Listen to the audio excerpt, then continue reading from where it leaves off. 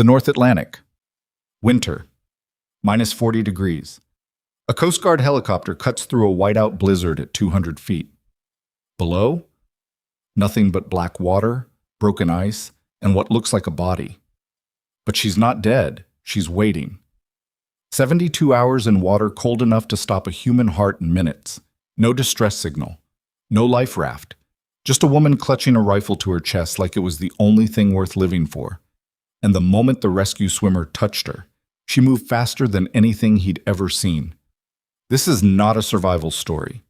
This is what happens when someone weaponizes the truth, and the people who want it buried finally find her. If you're new here, hit subscribe right now. Drop your city or country in the comments. I want to see exactly how far this story travels. And if this one grips you, you do not want to miss what's coming next. Now, let's go. The helicopter nearly missed her. That was the thing Commander Ethan Mercer kept coming back to, even weeks later, when everything had already burned down and rebuilt itself into something unrecognizable. In a different universe, maybe 15 seconds of different timing, maybe 1 degree of different heading, they would have banked south, and she would have disappeared into the black water, and nobody would have ever known what was sleeping inside that rifle. But the universe had different plans. It always does. MH-60 Jayhawk, call sign Rescue 79er, had been airborne for 4 hours when Senior Airman Donovan Cruz picked up the thermal signature. Cruz was 26, second deployment to Arctic Patrol, and he had the kind of eyes that could read an infrared screen the way musicians read sheet music, instinctively, ahead of the conscious mind. "Commander." His voice was flat, controlled. "Got something at 2 o'clock, 600 meters. Single contact. Heat signature is weak, but it's there." Mercer leaned across the cockpit from the jump seat and stared at the screen. The thermal bloom was barely a smear of orange against a field of absolute blue-black cold. The kind of signature that said dying, not dead. There was a difference. A small one, but Cruz was right to flag it. "Human-shaped?" "Best I can tell, sir. Hard to read through the wave scatter." Mercer studied it for another 3 seconds. The weather was deteriorating. They were already pushing their fuel envelope. Protocol in these conditions said you called it in, marked coordinates, returned to base, and dispatched a surface vessel. Protocol also said nobody survived 72 hours in the North Atlantic in February. "Take us down," Mercer said. 200 feet. Let's see what we've got." But Petty Officer First Class Noah Briggs was already pulling on his dry suit when the bird banked and descended. He was the rescue swimmer, the one who actually went in the water while everyone else stayed warm and alive in the machine above. Briggs had done 43 open water rescues in 6 years. He had pulled bodies out of the Atlantic in February before. He had pulled live bodies out too, which was rarer and somehow harder because the living ones fought you. The dying ones always fought. "What are we looking at?" he asked Cruz. "One contact, drifting on debris. Maybe a piece of ship hull or cargo platform, hard to say. Temperature profile says..." Cruz paused, recalculated. "Actually, that's weird. Temperature profile says this person is warmer than they should be." "Warmer." Briggs pulled the hood of his dry suit over his head. "Warmer than a human being floating in the North Atlantic for... how long?" Estimated drift from the last reported vessel loss in this sector is somewhere between 60 and 72 hours. Briggs stopped adjusting his gear, just stopped, looked at Cruz. "Nobody's warm after 72 hours in that water." "I know." "Nobody's alive after 72 hours in that water." "I know." Cruz glanced back at him. "That's why I flagged it." "What?" The winch dropped Briggs through a gap in the storm 60 feet to the surface. He hit the water, and the cold punched through the dry suit material and grabbed his chest anyway. That was always how it worked. The suit bought you time, but it didn't buy you comfort, and it didn't buy you warmth. He found the debris field in less than 2 minutes, navigating by the thermal tablet clipped to his wrist. It was what was left of a ship's cargo platform. Aluminum framing, bent and fractured, shredded canvas, twisted rope. And in the center of it, wedged between 2 crossbars like she had chosen that position deliberately, lay a woman. She was face up, eyes closed, hair frozen into sheets against the metal, dressed in what had once been tactical cold weather gear, now shredded and salt-stained. Her hands, which should have been frostbitten black, were still pale. Still alive, pale. And she had both arms locked around a rifle, not clutching it in fear, not holding it like a drowning person holds debris. She had it pressed against her chest with the exact mechanical precision of a soldier in a security posture. Her grip, even in what looked like unconsciousness, was correct. Trigger guard inward, barrel angled away from her face, one hand at the receiver, one at the stock. She's been trained to hold this even when she can't hold anything else. Briggs wasn't prone to dramatic internal observations, but that one cracked through before he could stop it. He reached for her wrist to check pulse. Her hand moved. Not a spasm, not a reflex jerk. It moved, rotated inward, locked onto his wrist with 4 fingers and a thumb in what was textbook joint control, the kind they taught in combatives training for when you needed to redirect an attacker without breaking your own posture. And then it stopped. Released him. Like whoever was inside that body had checked him, assessed him, and decided he wasn't a threat, all in about 3/4 of a second. She's conscious. "Ma'am?" Briggs kept his voice even. He was very good at keeping his voice even. "I'm Petty Officer Briggs, United States Coast Guard. I'm here to help you. Can you hear me?" No response, but her breathing changed, slightly deeper, slightly more controlled. "I'm going to lift you now. I need you to let me have the rifle." The hands tightened. "Okay." Briggs nodded once to himself. "Okay. The rifle comes with you. That's fine. We're going up." Getting her into the rescue basket one-handed while she refused to release the weapon, and the wind tried to peel him off. The debris platform was the second hardest thing Briggs had done in his career. The hardest thing had been recovering a downed pilot from a burning vessel 2 years ago. This was close. He signaled the winch. They went up. Inside the Jayhawk, flight medic specialist Keiko Tanaka assessed her in the way combat-trained medics do. Fast, systematic, narrating aloud for the record. GCS is a 7, maybe 8. Responsive to stimuli. Pupils reactive, slightly unequal. Could be hypothermia artifact or TBI. Will need imaging. Core temp on the surface reads. Tanaka stopped. Checked the probe. Checked it again. "What?" Mercer was crouched at the edge of the medical bay. 91.4. Tanaka looked up. "That's... Commander, that's survivable hypothermia. That's not severe. After 72 hours in water that's 8 degrees above freezing, the expected core temp for a person her size would be in the 70s. She'd be in cardiac arrest. She should be in cardiac arrest. She's not. She is very much not." Mercer looked at the woman. She was pale as chalk, her face a mask of controlled blankness even in unconsciousness. The rifle was still in her arms. "Has she released the weapon?" "Every time I try to move it for assessment, she tightens her grip," Tanaka said. "I'm not going to fight her for it. She doesn't appear to be a threat to us. She's not pointing it at anyone. She's just..." Tanaka searched for the word. "Keeping it." Mercer sat back on his heels, studied the woman's face. High cheekbones, a scar running through the left eyebrow. Not surgical, something older, something that healed without proper care. The kind of face that had been through things and made decisions about what to keep and what to discard. She might have been 30, she might have been 40. It was genuinely impossible to tell. "Cruz," he said, raising his voice toward the cockpit. "Get me Frost Haven.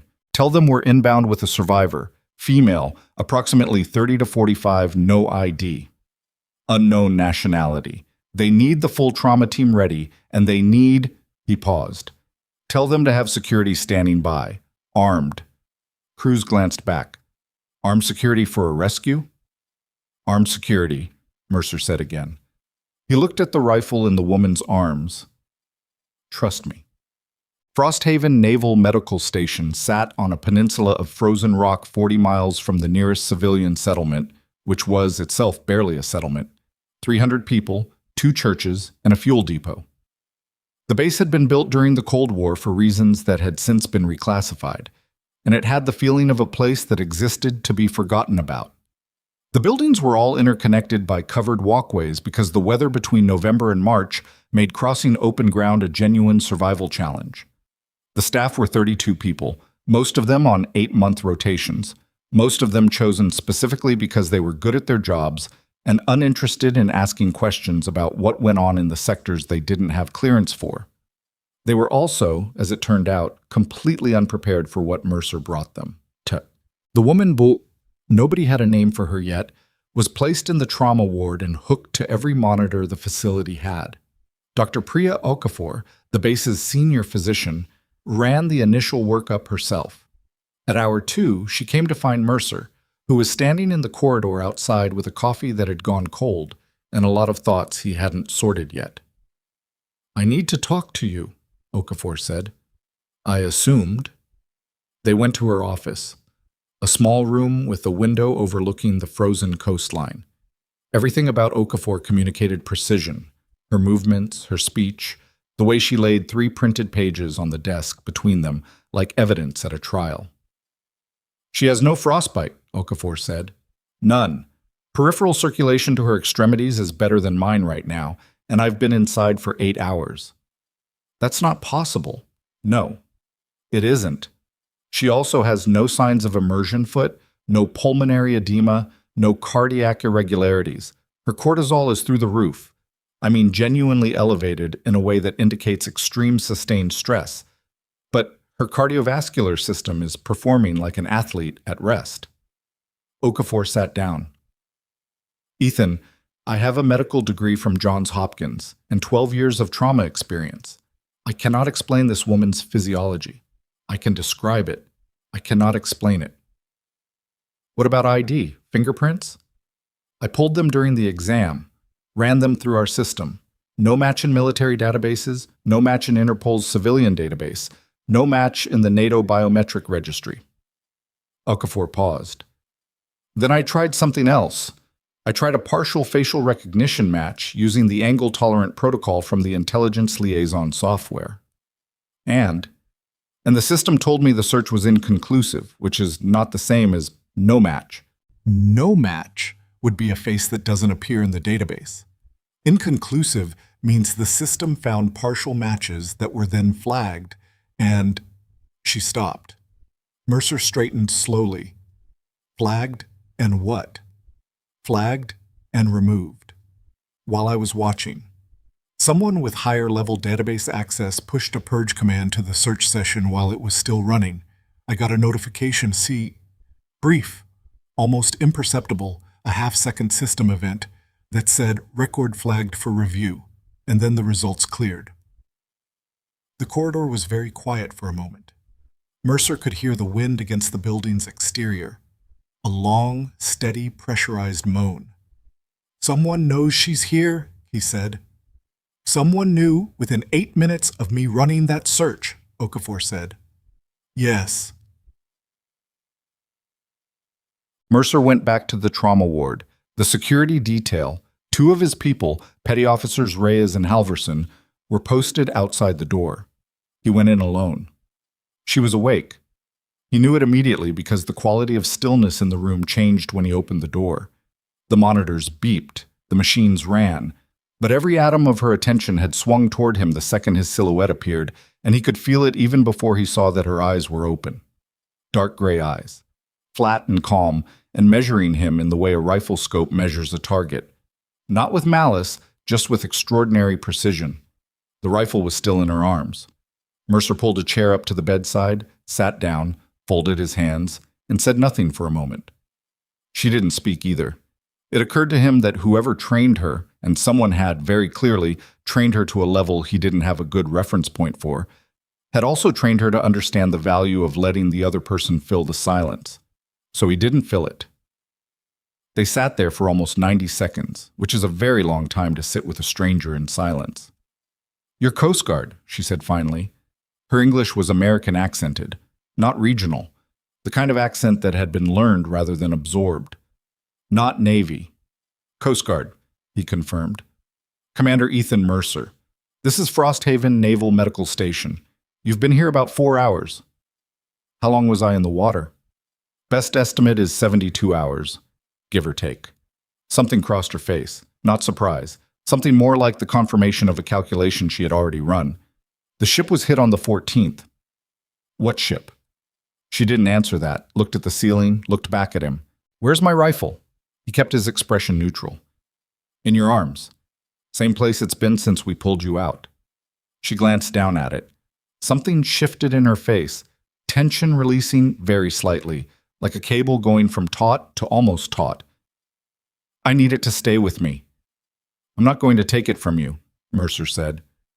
But I have some questions, and I'd appreciate honest answers because I went to some risk to bring you in, and I don't like not knowing what I'm dealing with.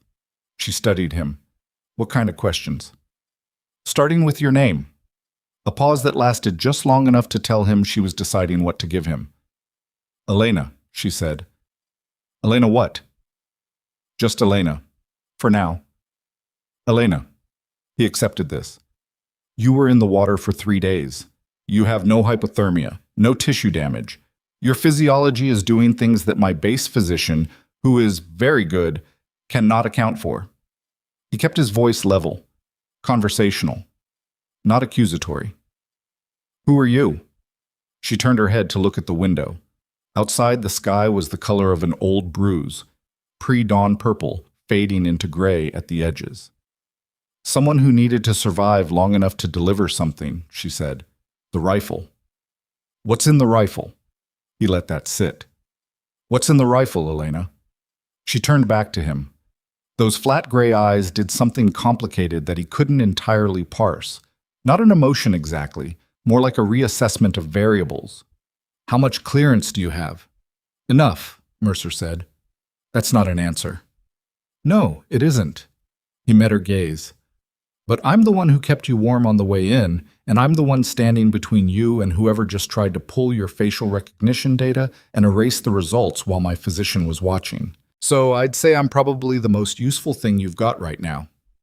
Elena looked at him for a long time. Get me your best weapons tech, she said finally. Someone you trust. Why? Because the data in this rifle is encrypted in 4 layers. I can walk them through the outer 2. The inner 2, she paused. I'll need to see if they're good enough first. Mercer stood, pushed his chair back. I'll make some calls. Commander? He stopped.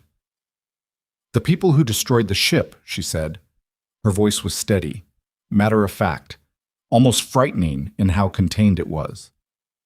They know I'm alive. They'll know where I am very soon if they don't already. What you have posted outside that door, she meant Reyes and Halverson, neither of whom she had seen, is not enough. He stared at her. How do you know I have anyone posted outside that door? She didn't answer that, just looked at him with those flat gray eyes. He left. He already had his radio out before he cleared the corridor. Weapons specialist? Petty officer. First class. Lucas Quinn was 29 years old, had a master's degree in mechanical engineering from Georgia Tech, and had been at Frosthaven for 4 months on a special assignment that involved classified component testing he was not allowed to discuss.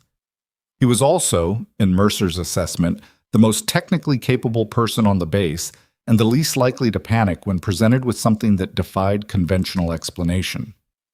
Mercer brought him to the trauma ward at 0630. Quinn stood inside the door, looked at the woman in the hospital bed, looked at the rifle in her arms, and said, Is that a custom-built Lapua chassis? Elena looked at him for the first time with something other than flat evaluation. Modified. The chassis is custom. Most of the interior components are custom. She paused. Who taught you to recognize it? I read obsessively, Quinn said. Sir, you want me to work on that rifle? She's going to talk you through the outer encryption layers, Mercer said. You're going to tell me what's inside. Quinn pulled a stool up to the bedside. He had a forensic hardware kit in a gray case. He opened it on the floor and started laying out tools. Then he looked at Elena. Before we start, what am I looking at in general terms so I know what tools to reach for? Elena looked at Mercer. Mercer gave a slight nod. The stock, Elena said, has a recessed cavity running the full length of the interior channel. Inside that cavity is a data module, custom-built, ruggedized to military-grade waterproof and impact-resistant spec. She paused. It has recorded 67 hours of compiled evidence, financial records, communication intercepts, operational orders, and a ballistic log. A ballistic log, Quinn repeated. Every shot I have ever taken, Elena said, in the same tone someone might say every chapter I have ever read, has been automatically recorded by the integrated IMU, the rangefinder system inside the scope assembly. GPS coordinates, atmospheric data, trajectory calculation, time of impact, confirmation of effect. Quinn stared at her. How many shots? The wind pressed against the building. A monitor beeped. 17 recorded engagements, Elena said, over 6 years. The room was very quiet. Quinn looked at Mercer. Mercer looked at Elena. Who were the targets? Mercer asked. Elena inhaled slowly, let it out. People who needed to be removed, she said, before they could remove many more. That is what I was told. That is what I believed for a long time. Her jaw tightened, just slightly. Then I was told something different. What changed? The next name on the list, she said. She didn't elaborate. She turned to Quinn and said, the first encryption layer uses a 12-digit alphanumeric key. I'll give it to you one section at a time. Are you ready? Quinn had his forensic tablet out. Ready.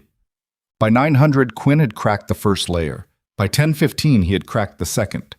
He emerged from Elena's room pale and quiet, which was unusual for him. Mercer was waiting in the corridor with 2 new cups of coffee that were actually hot this time. Talk to me, Mercer said. Quinn took the coffee, wrapped both hands around it. The ballistic log is real, he said. I mean, I can see the data, and the data is internally consistent, and it matches atmospheric and meteorological records I can pull from public archives. The GPS coordinates are real places. The timestamps are real dates, he paused. One of the engagements logged a shot at 4,112 meters. Mercer did the math in his head. That's impossible, Quinn said. Current acknowledged long-range records are in the 2,400-meter range, and those are controlled conditions. 4,000 meters in field conditions is... He shook his head. But the data says it happened, and the target GPS corresponds to a location outside Bergen, Norway. And 6 months ago, a man named Victor Halden died under unspecified circumstances at a private estate outside Bergen, Norway. Mercer set his coffee down on the windowsill behind him. Victor Halden, the defense contractor. CEO of Halden Strategic Systems. Net worth somewhere around $11 billion. He died of what the official report called acute cardiac event. Quinn looked at him. The log entry for that engagement has a timestamp that matches the hour he died. And the confirmation data in the log includes what looks like a real-time biometric reading. Mercer was quiet for a moment. Outside, the wind shrieked past the covered walkway. What's in the financial records? He asked. I haven't gotten deep enough to read them. The inner 2 layers are a different kind of encryption entirely. But the file headers I can see... Quinn stopped, looked down at the floor. Commander, the file headers reference 17 different shell corporations, 4 intelligence agency designators I don't recognize, and something called... He checked his tablet. Operation Dauntless. Mercer had never heard of Operation Dauntless. He also had the very specific and unpleasant feeling that he was not supposed to hear of it, that it was the kind of name that existed in compartments so tightly sealed that the people inside them weren't even aware of the shape of the compartment they were in. Go back in there, he said. Keep working, carefully. Yes, sir. Quinn paused. Sir, is she dangerous? Mercer thought about the way her hand had closed around Briggs' wrist, the clinical precision of it, the fact that she had survived 3 days in the North Atlantic alone, the fact that someone had tried to purge her facial recognition data in real time while Okafor watched. I think she's very dangerous, he said. I don't think she's dangerous to us. Okay, Quinn said. He didn't look entirely reassured. He went back inside anyway. Mercer walked to the communications room, a narrow space 3 doors down from the medical ward with encrypted radio equipment and a satellite uplink that operated on a rotating cipher key. He had a message to send, and he needed it to go out clean. He was almost at the door when the base's internal comms crackled. "Commander Mercer!" It was Reyes at the security post. "Sir, we're picking up encrypted transmission activity on a frequency we're not recognizing. Source is outside the perimeter. Range estimate puts it within..." The lights in the corridor flickered. "Within 400 meters of the north fence line." Mercer stopped walking. 400 meters. North fence line. The north side of the base faced the open coastline, the direction you'd come from if you'd arrived by sea. If you'd arrived quietly, without broadcasting your approach. He keyed his radio. "Reyes, lock down the medical ward. Nobody in or out except Quinn and Okafor. Confirm." "Confirmed, sir." "Halverson, I want eyes on every external access point.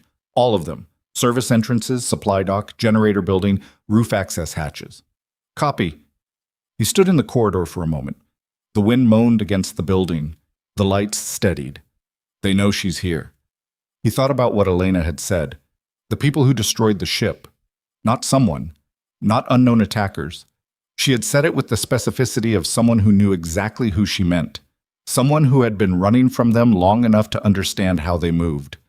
He went back to the communications room and sent his message. Then he went back to the medical ward and stood outside the door and listened to the wind and waited to see what the night would bring. Inside the room, he could hear Quinn's voice. Low, focused, technical. And once, after a long silence, he heard Elena say something he couldn't quite make out. And then Quinn said very clearly, "That's not possible." And Elena said just as clearly, "I know. I did it anyway." At 1347, base meteorology logged a drop in ambient temperature to -52 Fahrenheit with wind chill. At 1412, the external sensor array on the north fence line registered a motion event that lasted 4 seconds and then disappeared. At 1500, Halverson reported visual contact with what appeared to be a surface vessel. No running lights, no transponder signal. Holding position approximately 3 miles offshore. By 1600, the vessel had moved 1 mile closer. It was not, Mercer noted, any vessel that appeared on the maritime registry for this sector. It was not any vessel that had filed a navigation plan with any coastal authority. It was moving slowly and deliberately toward a stretch of coastline directly opposite the base's emergency services dock, the dock that was 300 meters from the medical ward. Mercer tightened the perimeter, pulled Reyes and Halverson in closer, positioned 2 additional personnel at the internal corridor junctions. He did not call for outside reinforcement, not yet.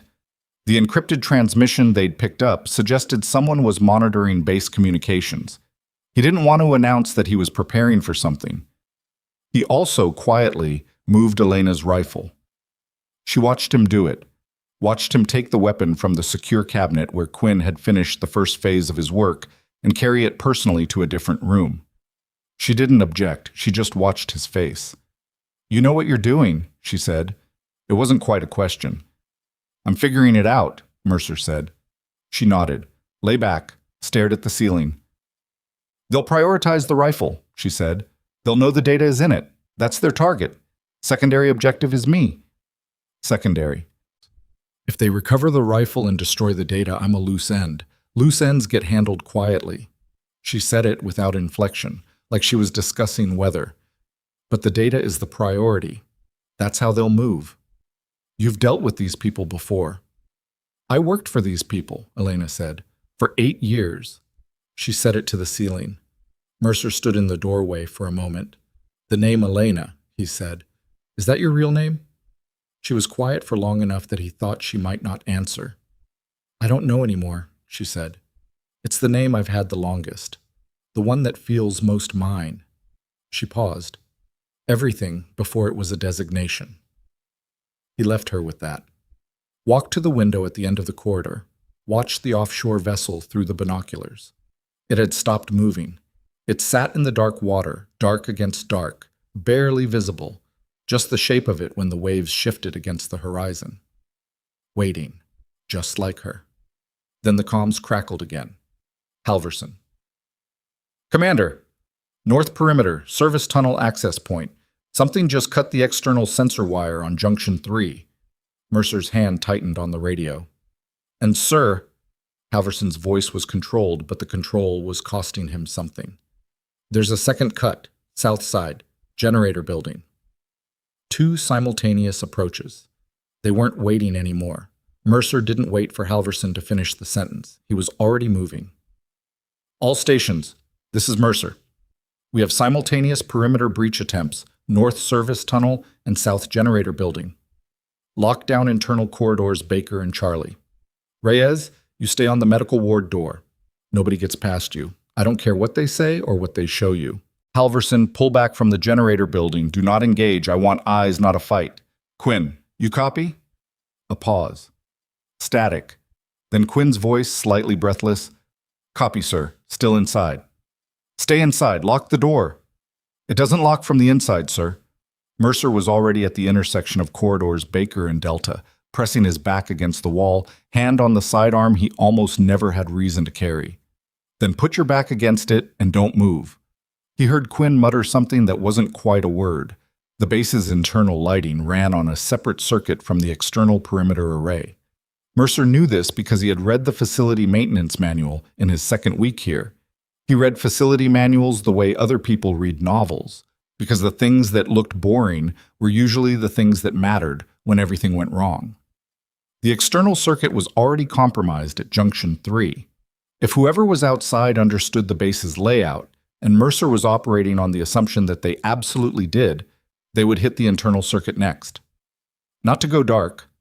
Darkness drew attention. Darkness said something is happening. They would do something subtler. Flicker the system. Create noise. Make the people inside react to the wrong thing while the real approach came from somewhere else. He pulled out his radio again. Cruz, I need you in the communications room. Encrypt everything on the uplink, rotate the cipher manually, and pull the physical antenna relay for the external array. If someone is triangulating our signals from offshore, I want that signal to disappear. Sir, pulling the relay will knock out our own external comms. I know. Do it. A pause. Yes, sir. The corridor was empty and quiet and very cold. Frosthaven's heating ran adequately, but not generously. The Navy's definition of adequate comfort at -50 outside being somewhat different from the civilian definition. And the walls had a faint metallic smell, the kind of smell that old military construction always carried, something between oil and rust and recycled air. Mercer stood in it and listened. He heard the wind. He heard the building shift on its foundation the way buildings did in this kind of cold. He heard, very faintly, the beep of the medical monitors 2 corridors over. He heard, less faintly, a sound that was not any of those things. It came from the direction of the service tunnel access. A subtle metallic contact, something hard against something harder. The kind of sound that people who moved carefully made when they moved almost carefully enough. Mercer had spent 3 years on maritime law enforcement interdictions before his Arctic assignment. He knew the sound of someone trying not to make sound. He keyed his radio once, 2 short clicks. The signal they'd established. I hear it too. Halverson clicked back twice from the south side. 2 entry points, 2 contact signatures, which meant at minimum 2 operators, possibly more, working in coordinated silence. These were not amateurs. Amateurs rushed. Amateurs made noise. Whoever was in those tunnels had patience and training and a specific objective, and they were moving toward it with the kind of deliberate unhurry that was actually more frightening than speed, because it meant they had accounted for resistance and were not concerned by it. Mercer moved toward the service tunnel access door and then stopped himself. That was what they wanted. That was the entire point of simultaneous approaches. You split the defender's attention, you draw them toward the threat they can hear, and the real approach comes from somewhere you stopped watching. He turned around and walked back toward the medical ward. So, Reyes was at the door, which was correct. What was not correct was the look on Reyes' face, which was the look of someone who had been engaged in conversation they didn't want to be having. The door was cracked open. Just a few inches, just enough. Who opened that? Mercer said. She asked to speak with me, sir. Said it was important. Close it. Reyes closed it. From inside came Elena's voice, even and clear through the door. I heard what you said on the radio. 2 entry points. You're right that they're not the real approach. Mercer stood in front of the door. She's restrained? IV line only, sir. She refused the restraints and I didn't. The doctor said not to force the issue. Of course she had refused the restraints. Of course Okafor had deferred. Mercer pushed the door open and went inside. Elena was sitting up in the hospital bed, not lying. Sitting with the alertness of someone who had not actually been sleeping in the hours since their last conversation, but had simply been lying still with their eyes closed, cataloging information. The IV line ran into her left arm. Her right hand was on the mattress, open, palm down, like she was ready to push herself upright. They're going to cut power, she said, not the external circuit. They already did that. The internal backup generator, that's in the generator building. Your person on the south side, Halverson. Halverson needs to be somewhere else. Because when that generator goes down, the door locks on this facility's secure storage room will default to open. That's standard fail-safe design. The rifle is in secure storage. Mercer stared at her. How do you know the rifle is in secure storage? Because that's where I would have moved it, Elena said. After I told you they'd prioritize it. He didn't have an answer for that. He keyed his radio. Halverson, get away from the generator building. Fall back to internal position Gamma. Now. Sir, I have visual on that. There's someone at the building's east access panel. Fall back, Halverson. That's the point. Let the building go. A pause that felt longer than it was. Copy. Falling back. And get me Okafor. He looked at Elena. Can you walk? She swung her legs off the bed, pulled the IV line out of her arm with the matter-of-fact efficiency of someone who had done this before. There was a brief spot of blood on the inside of her elbow. She pressed her thumb against it without looking at it. Where are we going? Somewhere they won't expect you to be. Which is? Somewhere that's not here. She stood. She was steadier than she had any right to be, and he watched her test her weight on both feet with the careful precision of someone running a system check. She was still in the hospital gown. She looked at it, looked at him. Do you have anything else? Okafor produced a set of cold-weather base-issue thermals, a fleece layer, and a jacket from the staff supply locker in 3 minutes flat. Elena dressed in the small supply room adjacent to the medical ward, while Mercer stood outside and Reyes stood at the corridor junction, and the base sat around them in its particular tense quiet. When she came out, she looked different. The hospital gown had made her look like a patient, diminished, contextually reduced to her injuries and her strange physiology. The base layers made her look like what she actually was. Mercer couldn't entirely articulate the shift. It was something in the way she moved through the door frame, like the clothes had given back a posture that the gown had been suppressing. The secure storage room, she said. What's the access protocol? Biometric and key code. And when the generator fails, the biometric system fails with it and the door defaults open. It was not quite a question. How long between generator failure and backup power activation? 40 seconds, maybe. Depends on the fault type. 40 seconds is long enough. She looked down the corridor in the direction of the storage room. They'll move fast when the lights go. Have your person Quinn stay in that room. They won't risk damaging the rifle in a firefight. They'll try to move it intact, which means they'll try to move Quinn out of the way first, which gives him warning. I'm not using Quinn as a tripwire. I'm not suggesting you do. I'm suggesting he's already in position and moving him now creates a gap. She looked at him. How many personnel do you have available? On security detail, 4 including me. Medical staff 2. Technical staff 3. The rest are off rotation. Off rotation means sleeping. Some of them. Wake them up, she said. Not for action, for noise. I want this base to sound occupied. I want anyone monitoring from outside to hear movement, radio traffic, normal operational activity. Make it expensive to commit. She paused. Do you understand what I mean by expensive? He understood exactly what she meant. He'd used the same principle in maritime interdiction. When you couldn't outgun a larger vessel, you made yourself look like more trouble than the target was worth. Cost-benefit was the universal language of any operation, legal or otherwise. Make the cost look high enough, and some operators pulled back. Not all of them, but some. You've run operations, he said. It wasn't a question. I've been in operations, she said. That's different.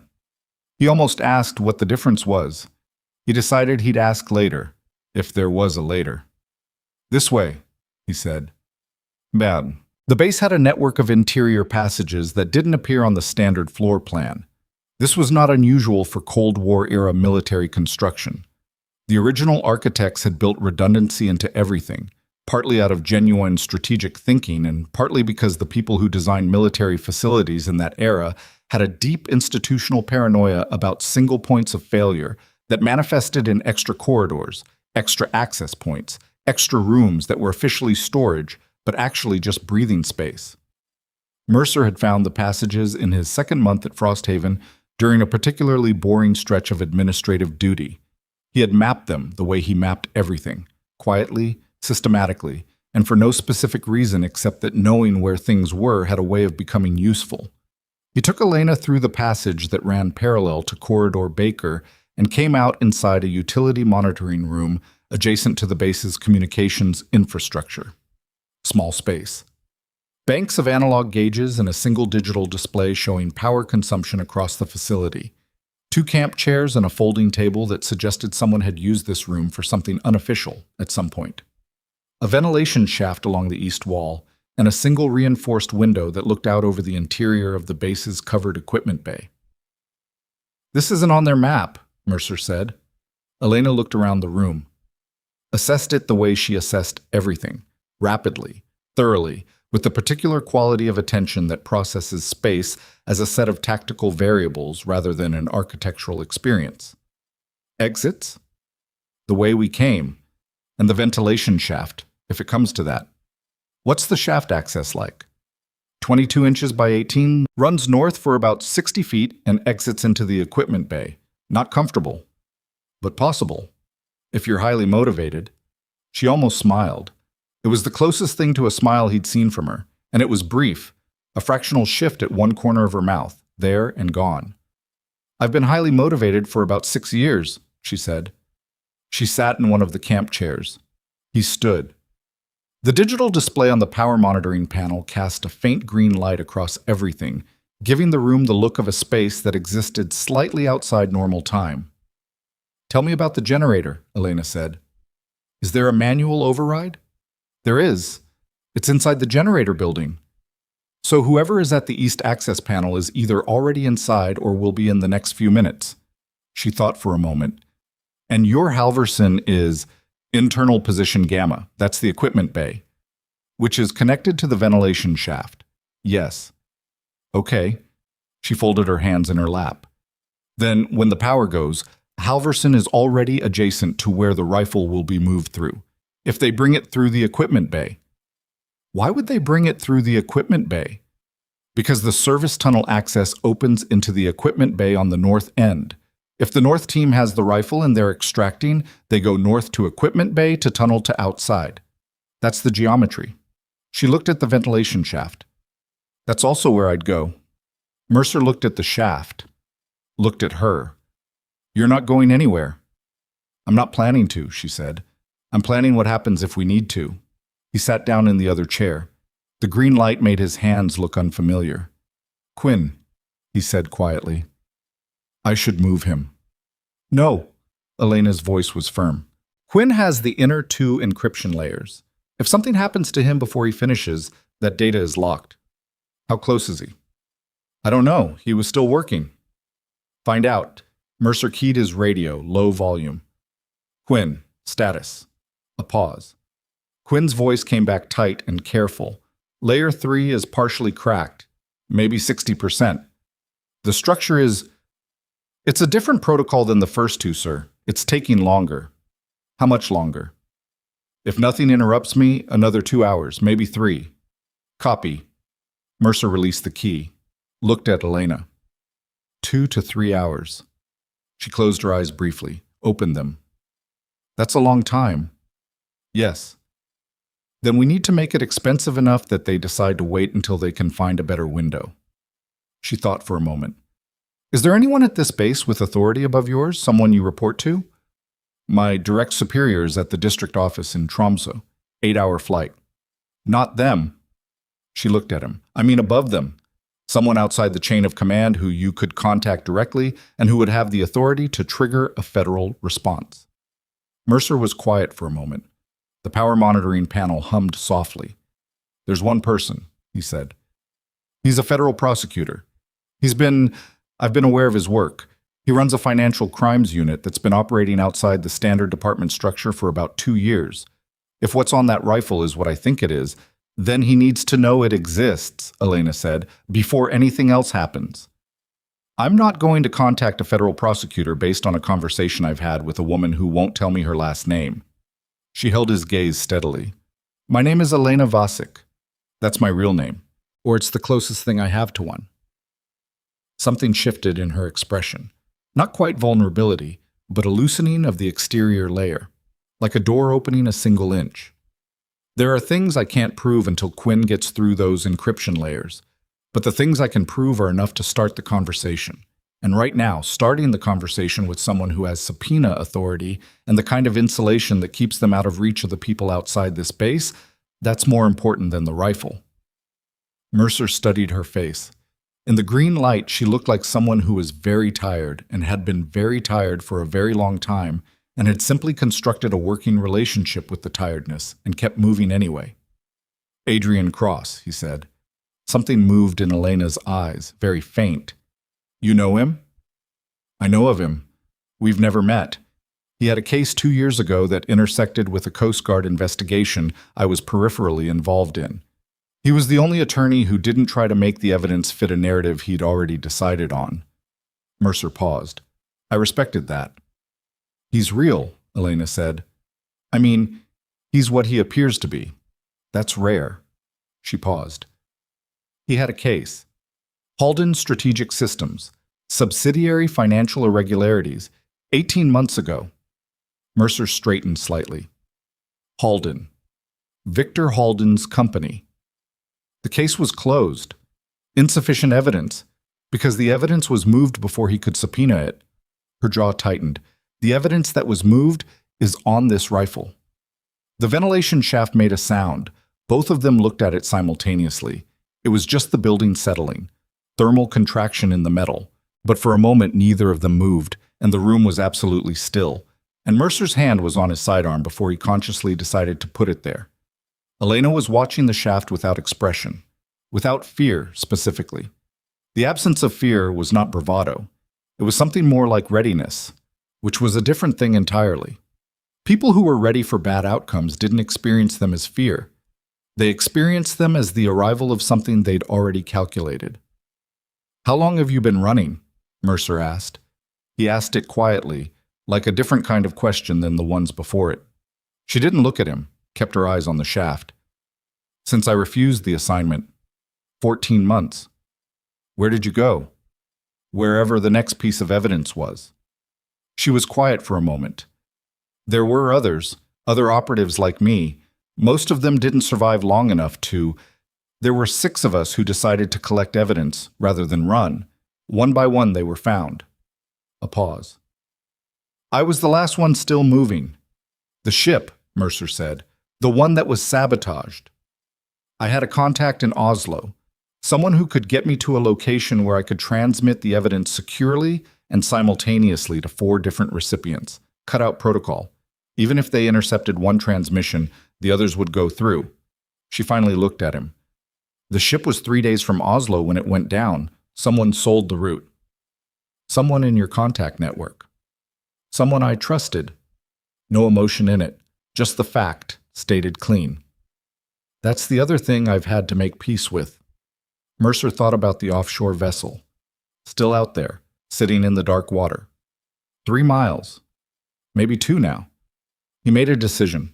He unclipped his radio, changed to the encrypted satellite channel, the one Cruz had isolated before pulling the external antenna relay. It was a narrower bandwidth, slower but clean. "I'm going to contact Cross," he said. "What do I tell him?" "Tell him Victor Halden didn't die of cardiac arrest. Tell him Operation Dauntless.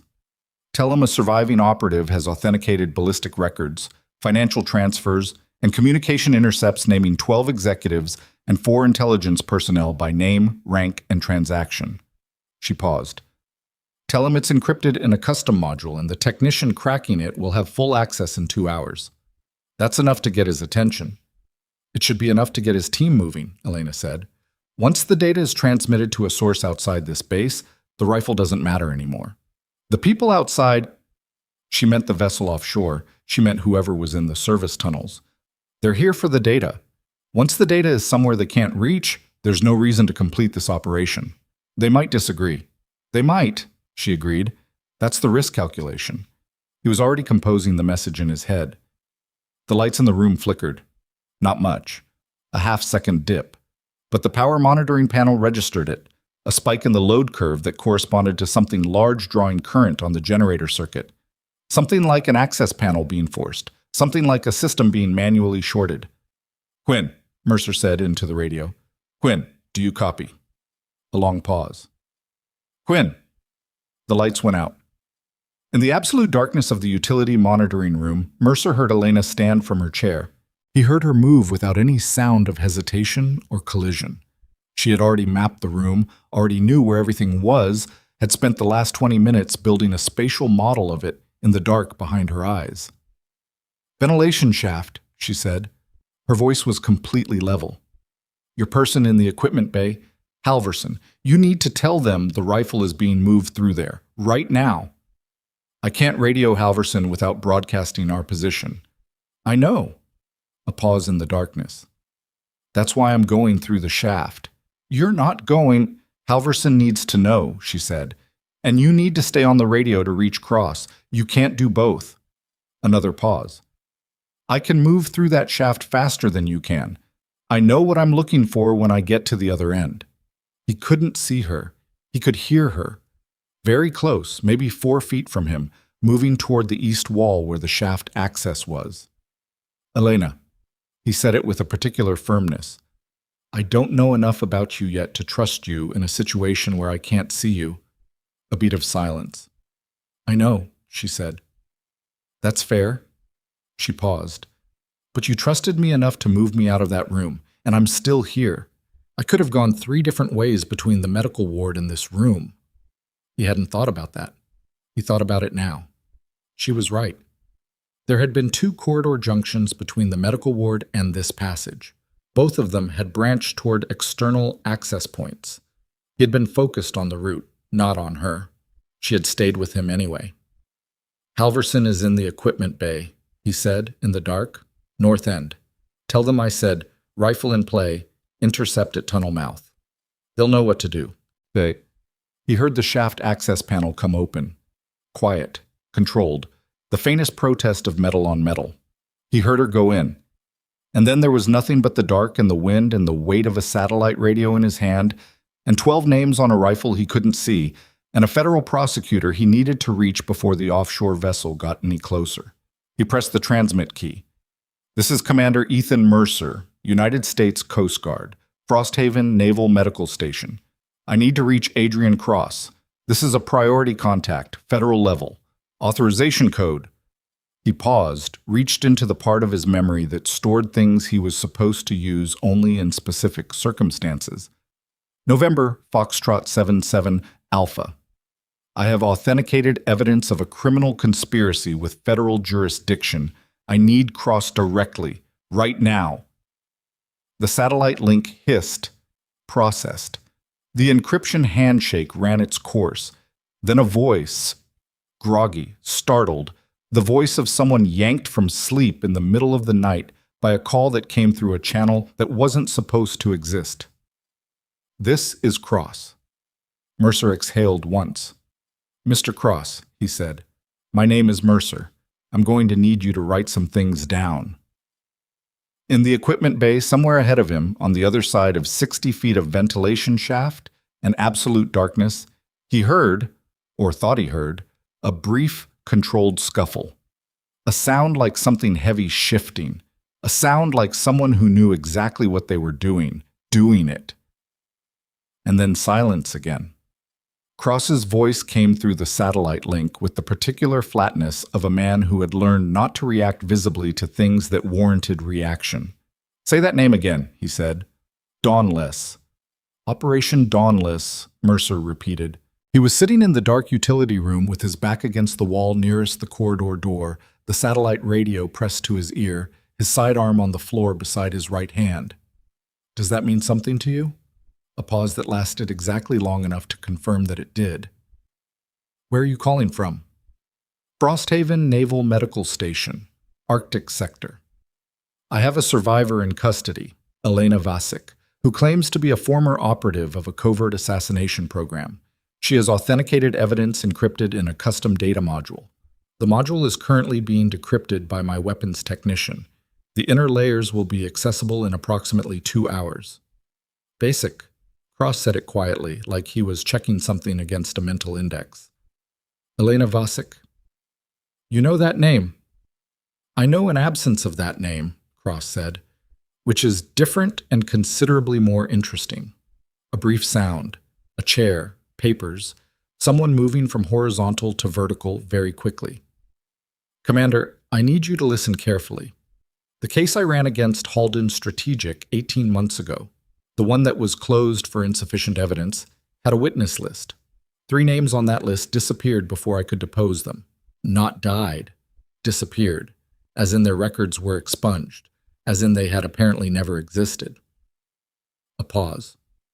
One of those names was a woman identified only by a partial biometric trace and an alias. The alias was a variant of Elena. The green glow of the power monitoring panel was gone with the generator. The room was entirely lightless. Mercer sat in it and felt the shape of what Cross was telling him settle into place. She's real, Mercer said. I pulled her out of the North Atlantic 60 hours ago. She's been in the water for 3 days. And she's alive. Very much. Another pause. Longer. The kind of pause that meant someone was recalibrating everything they'd built over 18 months and finding that the foundation was different from what they'd assumed. What do you need from me? I need you to be reachable on this channel for the next 2 hours. When my technician gets through the final encryption layer, I'm going to need a secure transmission path to your office, something that doesn't route through any standard federal relay. I have one. It was built specifically for this case. A beat.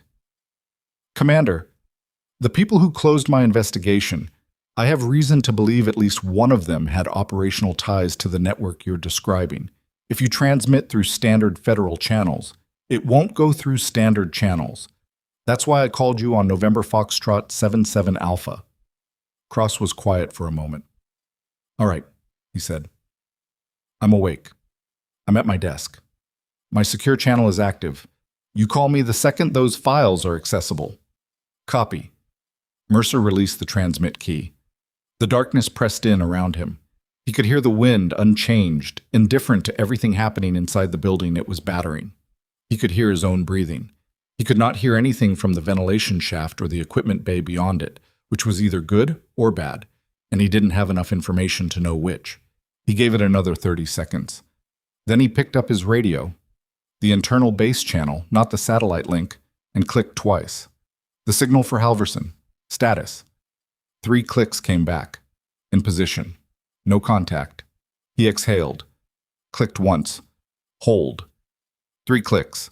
Holding. The backup power system had not activated. 40 seconds had been his estimate. It had been nearly 4 minutes, which meant one of 2 things. The generator fault was more severe than a standard cut, which would require manual intervention from inside the building, or someone had disabled the backup activation mechanism as well. The second option required more technical knowledge of this specific facility's systems than a standard external operator should have, which meant they had done their homework, which meant this wasn't improvised. This was planned specifically for Frosthaven, specifically for tonight, which meant they had been tracking Elena's location for longer than the 8 minutes it had taken Okafor to run that facial recognition search. They had known she was coming here before she arrived. The ship, he thought, the ship that went down 3 days ago. They had known she was on it, they had known where it was going, they had sabotaged it, and then tracked the wreckage field and then waited. They hadn't expected her to survive. But when the Coast Guard flight logged a rescue pickup in that sector, someone with access to military aviation records had put it together. They had 48 hours to plan this insertion while Elena recovered in the medical ward, and nobody on this base knew what they were sitting on. 48 hours was enough time to do serious planning. It was enough time to pull facility schematics, power system layouts, perimeter sensor maps. It was enough time to position a vessel offshore and stage a team. These people were not improvisers. They were not rushing. They were executing a plan they had built with enough lead time to build it well. That was the most frightening thing Mercer had processed all night. He stood up, moved to the corridor door, listened. Then he opened it and went to find Quinn. The storage room door was open. Not forced. The magnetic lock had released when the generator went down, exactly as Elena had predicted, and the door had simply swung on its hinges to rest against the interior wall. The room inside was dark and smelled of electronics and cold metal, and for one long second Mercer thought it was empty. Then Quinn said, from somewhere in the back corner, "Sir, over here." Mercer moved toward the voice. Quinn was crouched behind a metal shelving unit, his forensic tablet held against his chest with both arms, the screen dimmed to minimum brightness. The rifle, Elena's rifle, was on the floor beside him, wedged under the lowest shelf. "I heard the power go," Quinn said. His voice was controlled, but barely. "I pulled the rifle and got behind cover. Protocol, right?" "You said—" "You did right." Mercer crouched beside him. "Anyone come through?" "No. I heard something in the corridor about 2 minutes ago. Movement. Then it stopped." Quinn looked at the rifle. "Sir, I need to tell you something." "Talk." "Layer 3. Quinn held up the forensic tablet. The screen showed a partially decoded file structure, nested directories, file headers, strings of alphanumeric identifiers. "I got through it about 20 minutes before the power went. I was working on Layer 4 when everything cut." He paused. "What's behind Layer 3? "Sir, there are 54 named individuals, not just Halden. 54 people cross-referenced against financial transaction logs, communication timestamps, and what looks like authorization signatures for individual operations." Mercer stared at the tablet. "Executives," Quinn said. "Private contractors. But also, there are 4 designators in here that correspond to active federal intelligence personnel. I don't have enough clearance to decode the designators directly, but the formatting is consistent with interagency operative identifiers. Standard 4-digit classification prefix." He looked at Mercer. 2 of them have transaction records showing payments received within the last 18 months. Active. Still active. People who were currently in their positions, currently with access, currently capable of doing what had been done to Cross's investigation and to Elena's contact network, and to the 3 witnesses who had disappeared before they could be deposed. "The 4th layer," Mercer said.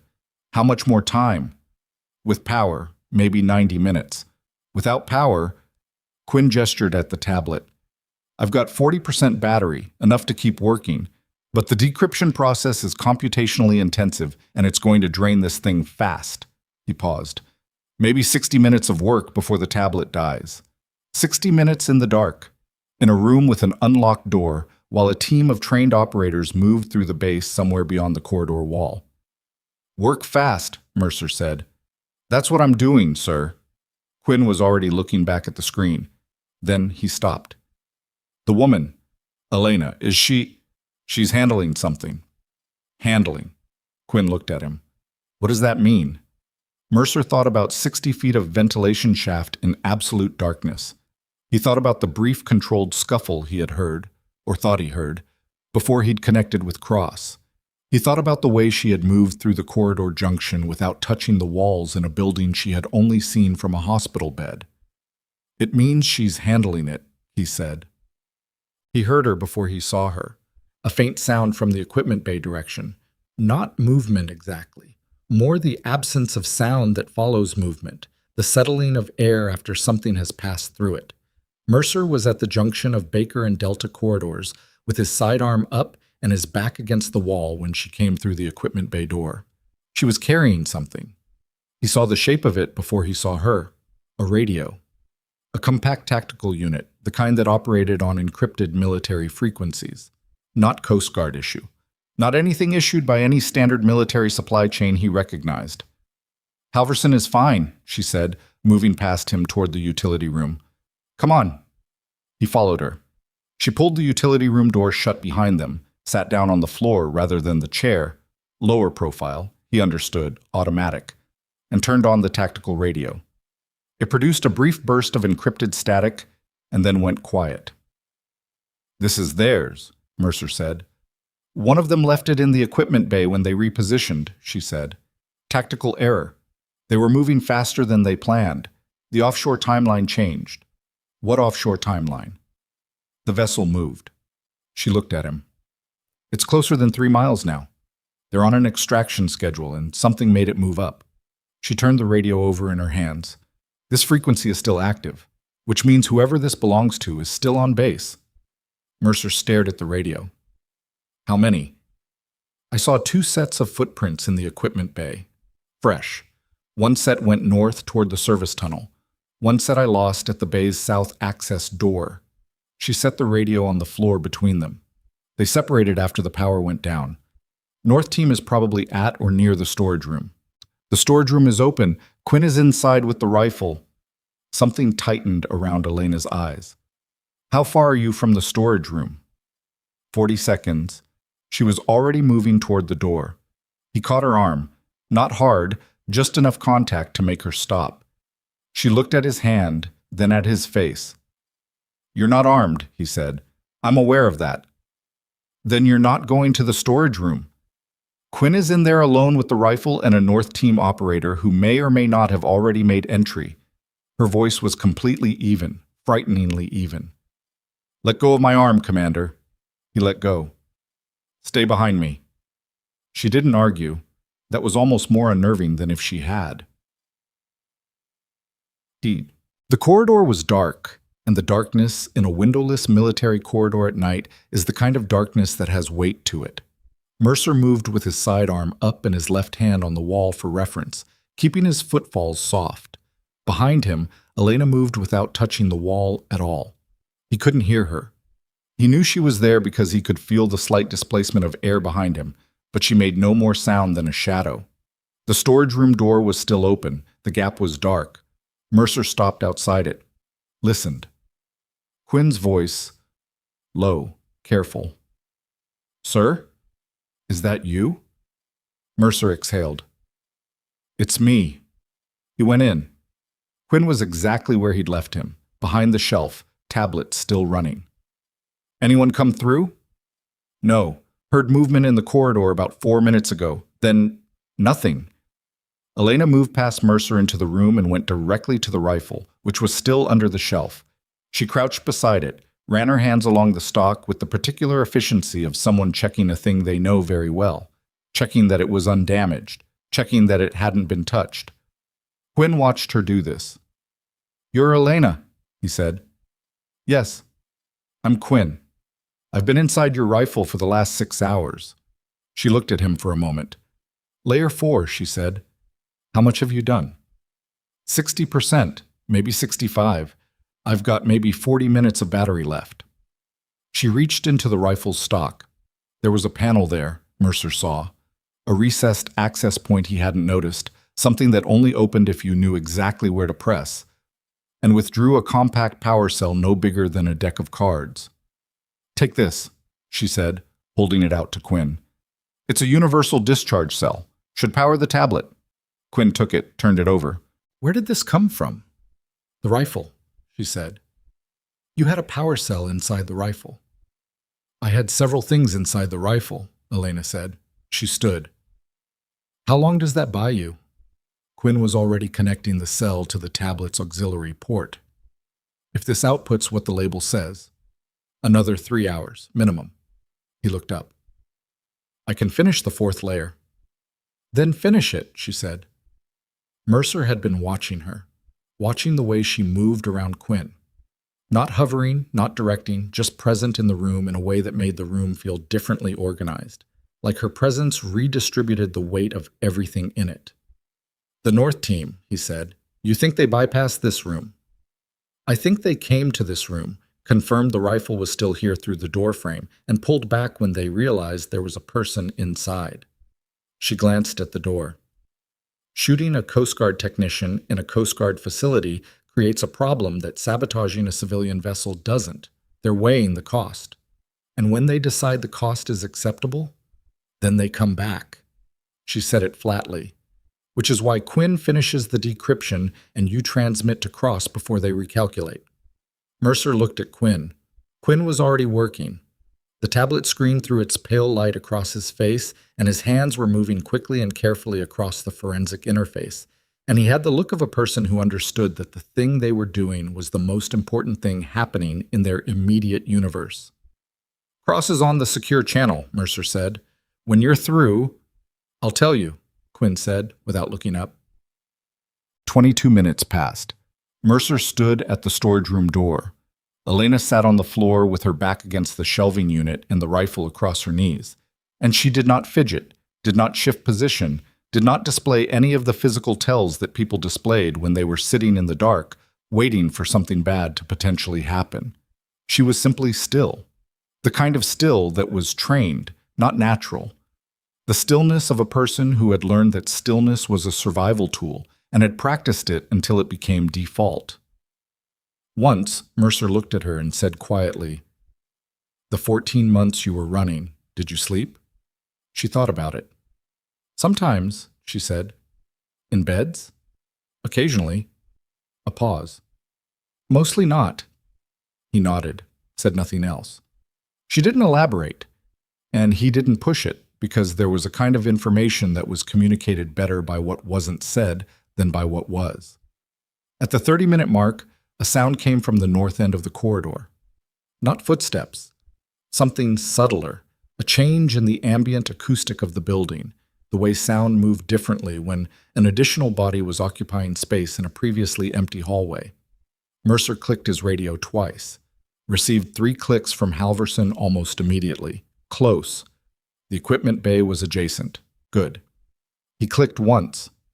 Move to Baker Corridor Junction. 2 clicks back. Moving. Elena had heard the exchange. She looked at him and he looked at her, and neither of them spoke because there was nothing to say that the exchange hadn't already covered. Then Quinn said, "I'm through." Both of them looked at him.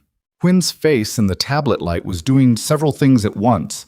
Shock, and something that wasn't quite awe, but was adjacent to it, and underneath both of those, something that looked like the expression a person makes when they have just been handed proof that the world is considerably more terrible than they had wanted to believe. He set the tablet down on the floor and looked at Elena. 54 names, he said. You weren't. The headers I saw before, I thought maybe they were references, cross-references, organizational structure. But these are... He stopped, started again. These are authorization signatures. Personal, biometric keyed, each one tied to a specific operation. He paused. I can see 11 operations, 11 targeted eliminations, all logged against your ballistic record, and every single one of them has a corresponding authorization signature from someone on that list. Elena nodded once, the single nod of someone receiving information they already possessed but needed confirmed aloud.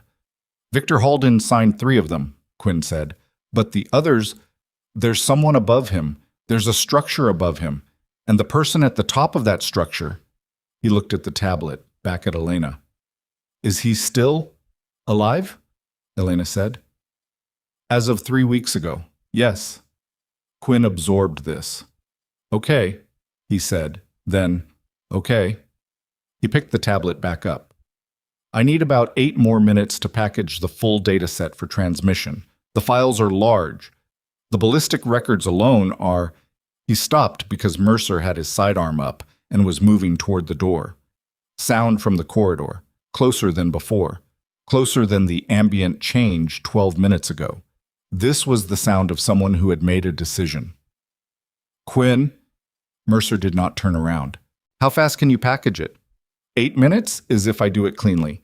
If I just compress and ship the raw files, do that. The raw files are going to be harder to... Quinn, how fast? 3 minutes. You have 2. Mercer was in the doorway now. Elena. She was already up, already beside him. If they come through that door, he started. I know, she said. I'm serious. You're not Ethan. It was the first time she had used his name. He registered it somewhere peripheral. I know. The corridor was dark. He could see nothing. He could hear, at the edge of hearing, the careful specific movement of someone who was very good at moving carefully. One person, maybe two. The separation pattern they'd used earlier, one team holding external, one internal, suggested the north team was small. 2 operators maximum for this entry point, 2 trained operators in a dark corridor versus 1 Coast Guard commander and a woman who had been in a hospital bed 12 hours ago. He ran the odds in his head and didn't love them. Behind him, Quinn's fingers were moving across the tablet interface. The first operator came around the corridor junction fast and low, the way trained people came around corners, not standing, not telegraphing their silhouette, using the geometry of the space to maximize cover for as long as possible. Mercer saw the shape of them rather than the person. Dark tactical gear, balaclava, no insignia, a weapon held in a 2-hand grip that said professional without saying anything else. Mercer was already moving. He went left, away from the storage room door, drawing the operator's attention and their sightline away from Quinn and away from Elena. The operator tracked him, and in that half-second of tracking, a second shape entered the corridor from the same junction, moving right, moving toward the storage room door. And Elena was already there. What she did was not what Mercer expected. He had been braced for her to step back, to get out of the way, to defer to his position and his weapon. Because she was unarmed and physically depleted, and the rational response to an armed professional operator in a dark corridor was to not be between them and anything they wanted. Instead, she stepped directly into the second operator's line of approach. Not combatively, not with aggression. She moved into the space between the operator and the door with the deliberate geometric precision of someone who had calculated exactly what the operator's next move needed to be and had put herself in the position that made that move impossible without going through her. And when the operator's hand came up, fast, trained, going for a control grip on her shoulder, she moved with it rather than against it. What happened next lasted about 4 seconds, and Mercer only saw fragments of it because he was managing the first operator. What he saw was the second operator's center of mass shift forward when it shouldn't have, a sound that was controlled impact against the wall. A very brief and ungraceful period of the operator being in a position that their body had not chosen and could not immediately correct. And then Elena stepping back and placing herself against the wall with her hands open, and the operator on the floor in the doorway, not unconscious but not fully functional, processing what had just happened with the dazed quality of a person whose physical expectations had been violently contradicted. The first operator had Mercer's attention for another 2 seconds.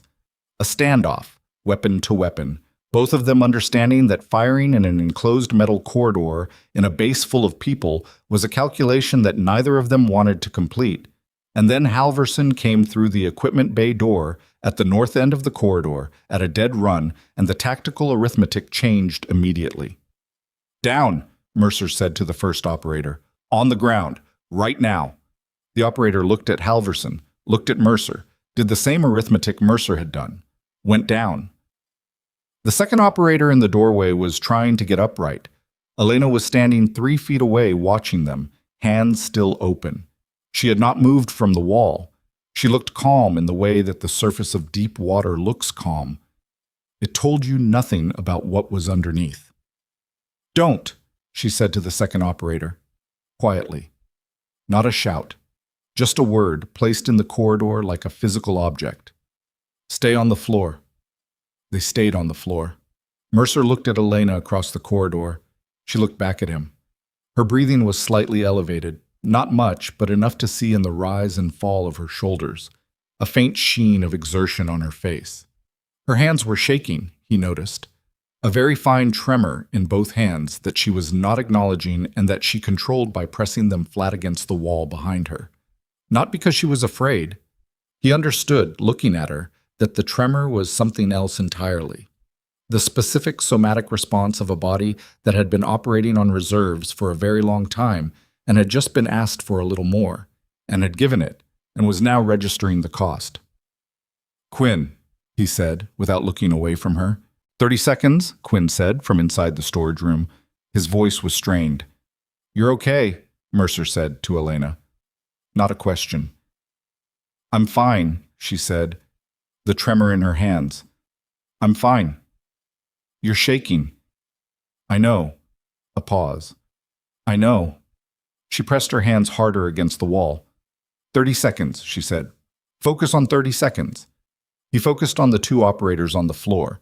Halverson had a light now, a tactical flashlight clipped to their jacket, and in the light, Mercer could see the operators' faces. The first one was looking at him with the flat professional blankness of someone trained to give nothing. The second one was looking at Elena, and their expression was something different. Not fear exactly. Something closer to the recognition that a professional feels when they encounter another professional who is operating in a category they hadn't expected. Package is compiled, Quinn said. Ready to transmit. Mercer reached for the satellite radio, keyed Cross's channel. Cross, we're ready. Opening the transmission now. Cross's voice came back immediately. He had clearly been sitting with his hand on the receiver. Ready to receive, send it. Transmitting now. He looked at Quinn. Send it. Quinn sent it. The transmission took 47 seconds. The satellite link hissed and processed, and the progress indicator on Quinn's tablet climbed from 0 to 100 in a way that felt both very fast and very slow.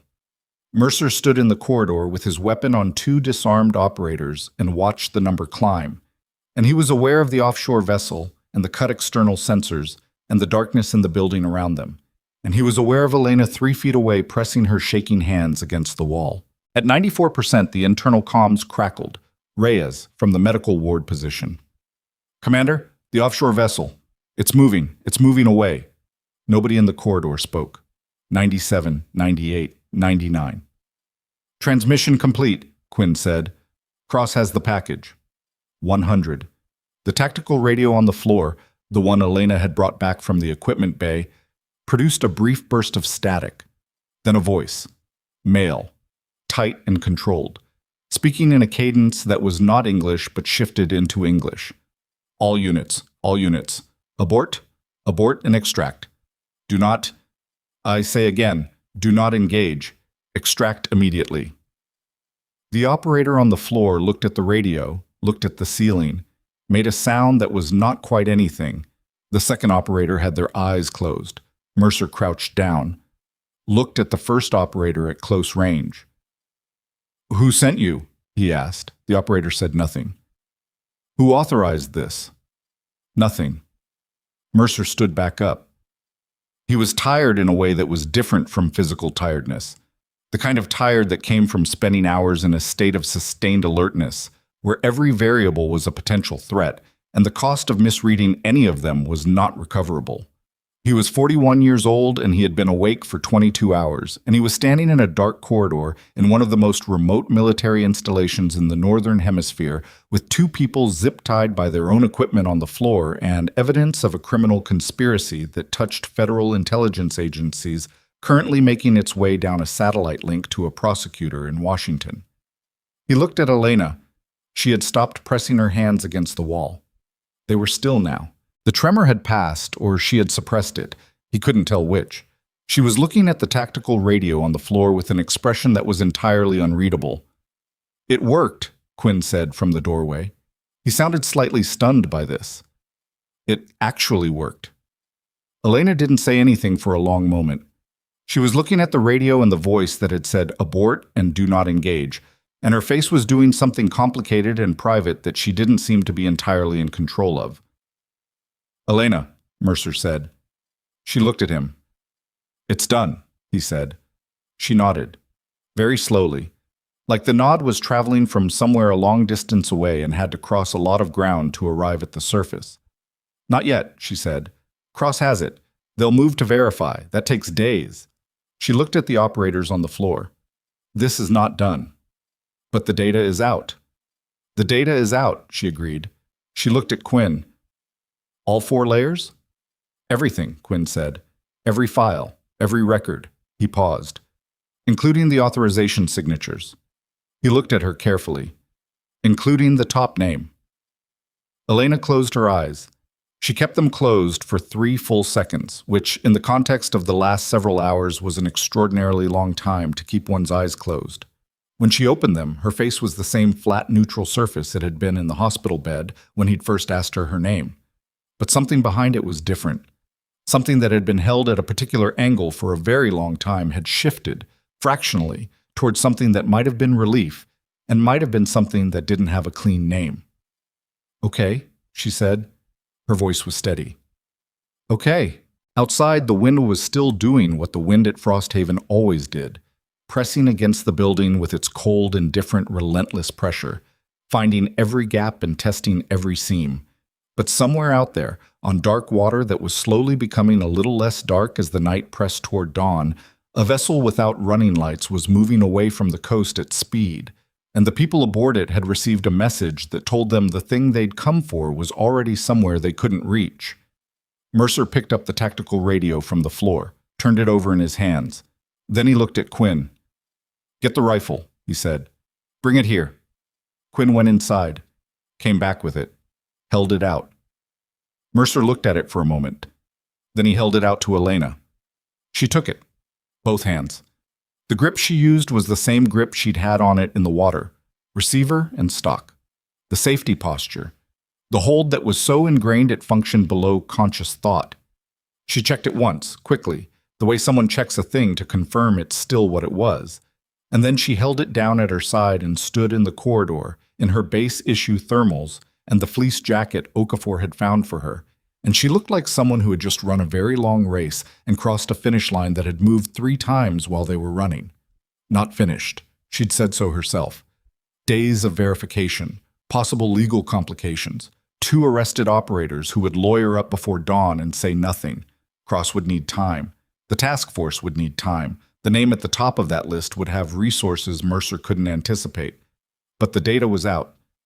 "Halverson," Mercer said, "get these 2 secured, then get me Reyes on comms. I want a full internal sweep, every corridor, every access point, and someone get the backup generator back online." He looked at the darkness around them. "I am extremely tired of working in the dark." Halverson almost smiled. Elena did not smile, but she shifted the rifle in her hands, settling it, and she stood a little straighter, and that was close enough. The backup generator came online at 0347. The lights returned in stages.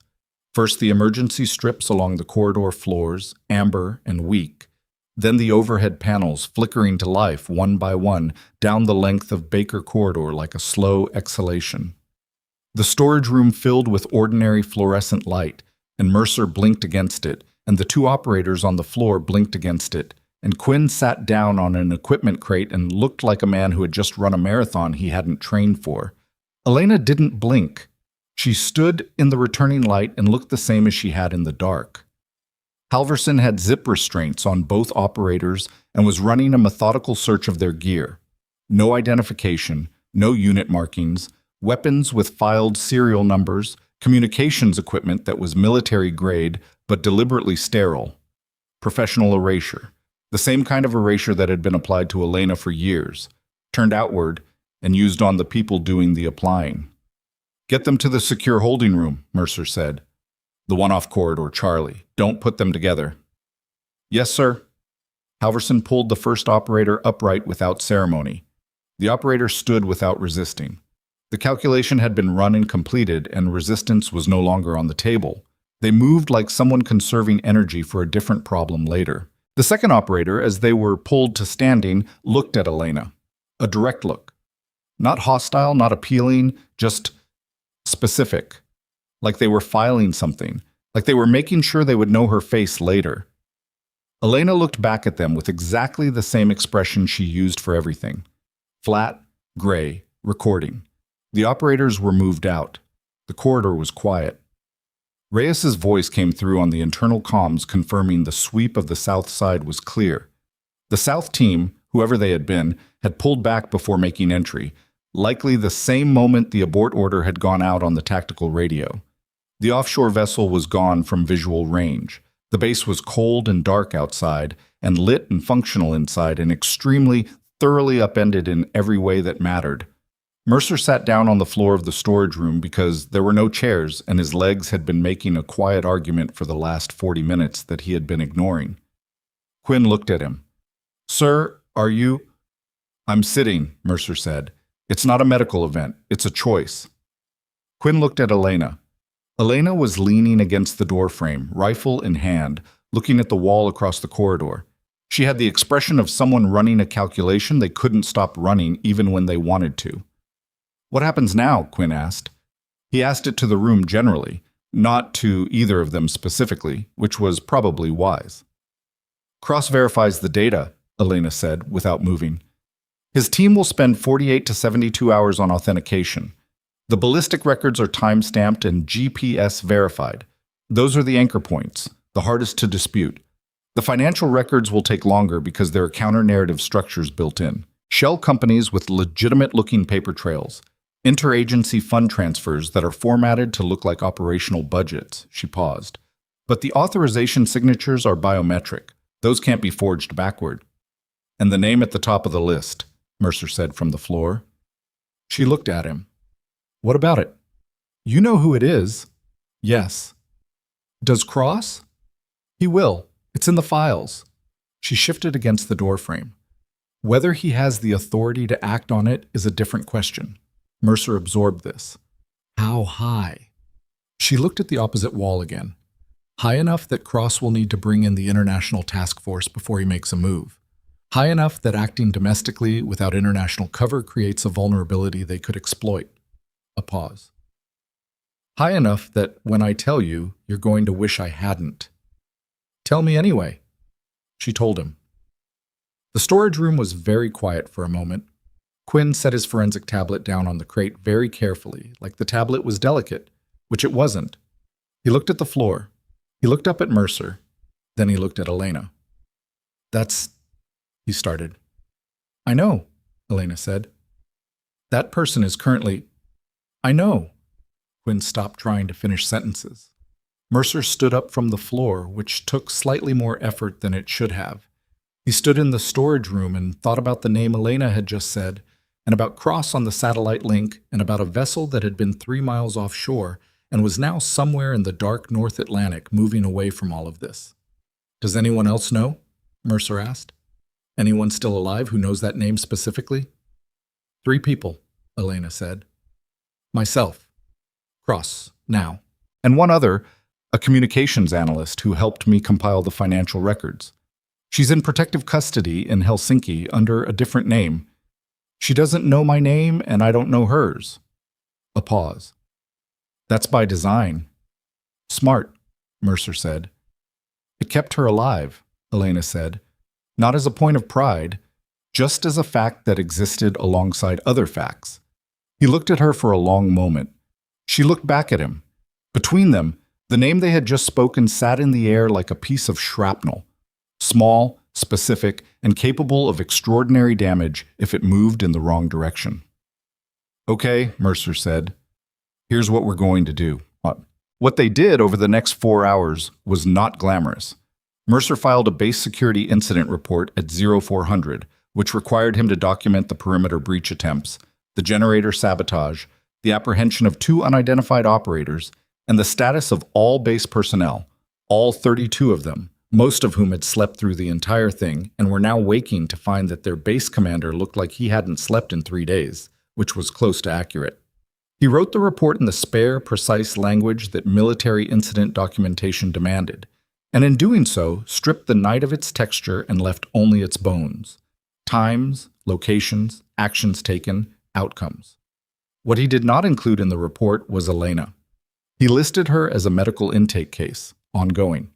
He listed Quinn's work as classified technical assessment, ongoing.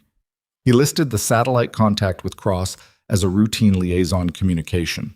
He built a paper record that was technically accurate and substantively incomplete. And he was aware that this was the first time in his career that he had done this deliberately. And he was also aware that it was necessary, and that knowing it was necessary did not make him entirely comfortable with it. At 0600, Cross called back. Mercer took the call in the communications room, alone, with the door closed. "I've had 3 people look at the initial files," Cross said. He sounded like someone who had not slept either, which made two of them.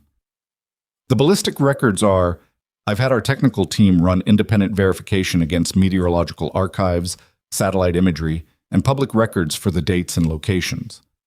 Commander, these engagements happened. Every one of them. The deaths that were attributed to cardiac events and accidents, and one that was ruled a suicide. They all correspond. Timeline, location, everything. And the authorization signatures. We're still working through the biometric verification protocol. That's going to take another 24 hours minimum, but the preliminary analysis is a pause. The preliminary analysis is that they're authentic. All of them. All of them. Another pause. Including the top-tier authorization. His voice was very controlled when he said it. The control was doing a lot of work. Commander, the name on those top-tier authorizations, where did that information come from? Is your source confident? My source compiled this evidence over 6 years while being actively hunted by the people she was compiling it about, Mercer said. I'd say that's a reasonable confidence threshold. A long silence on the satellite link. I need to meet her, Cross said. She's here. I need to meet her in person, not on a radio. I need her testimony on record, in a controlled environment with proper legal protections in place. A pause. I need to know she's willing. Mercer looked at the communications room door.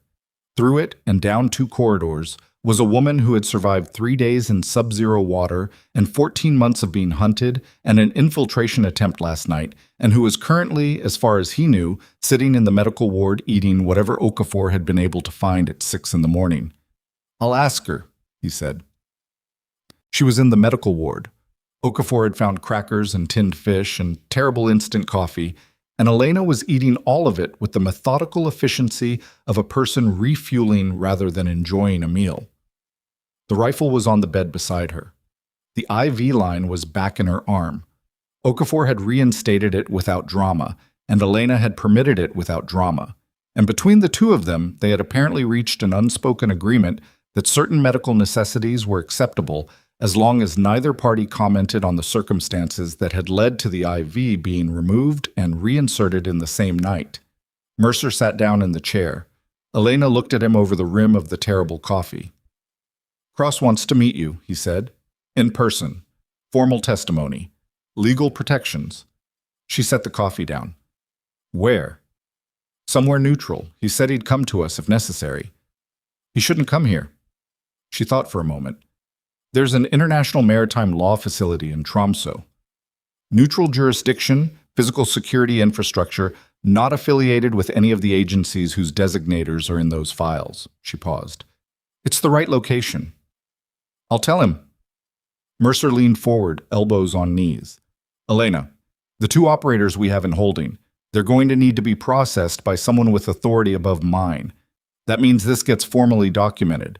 It means your name goes into the official record, she said. Yes. She looked at the window. Outside, the sky was doing the slow, cold business of Arctic dawn. Not bright, not dramatic, just a gradual lessening of darkness that passed for morning in February at this latitude.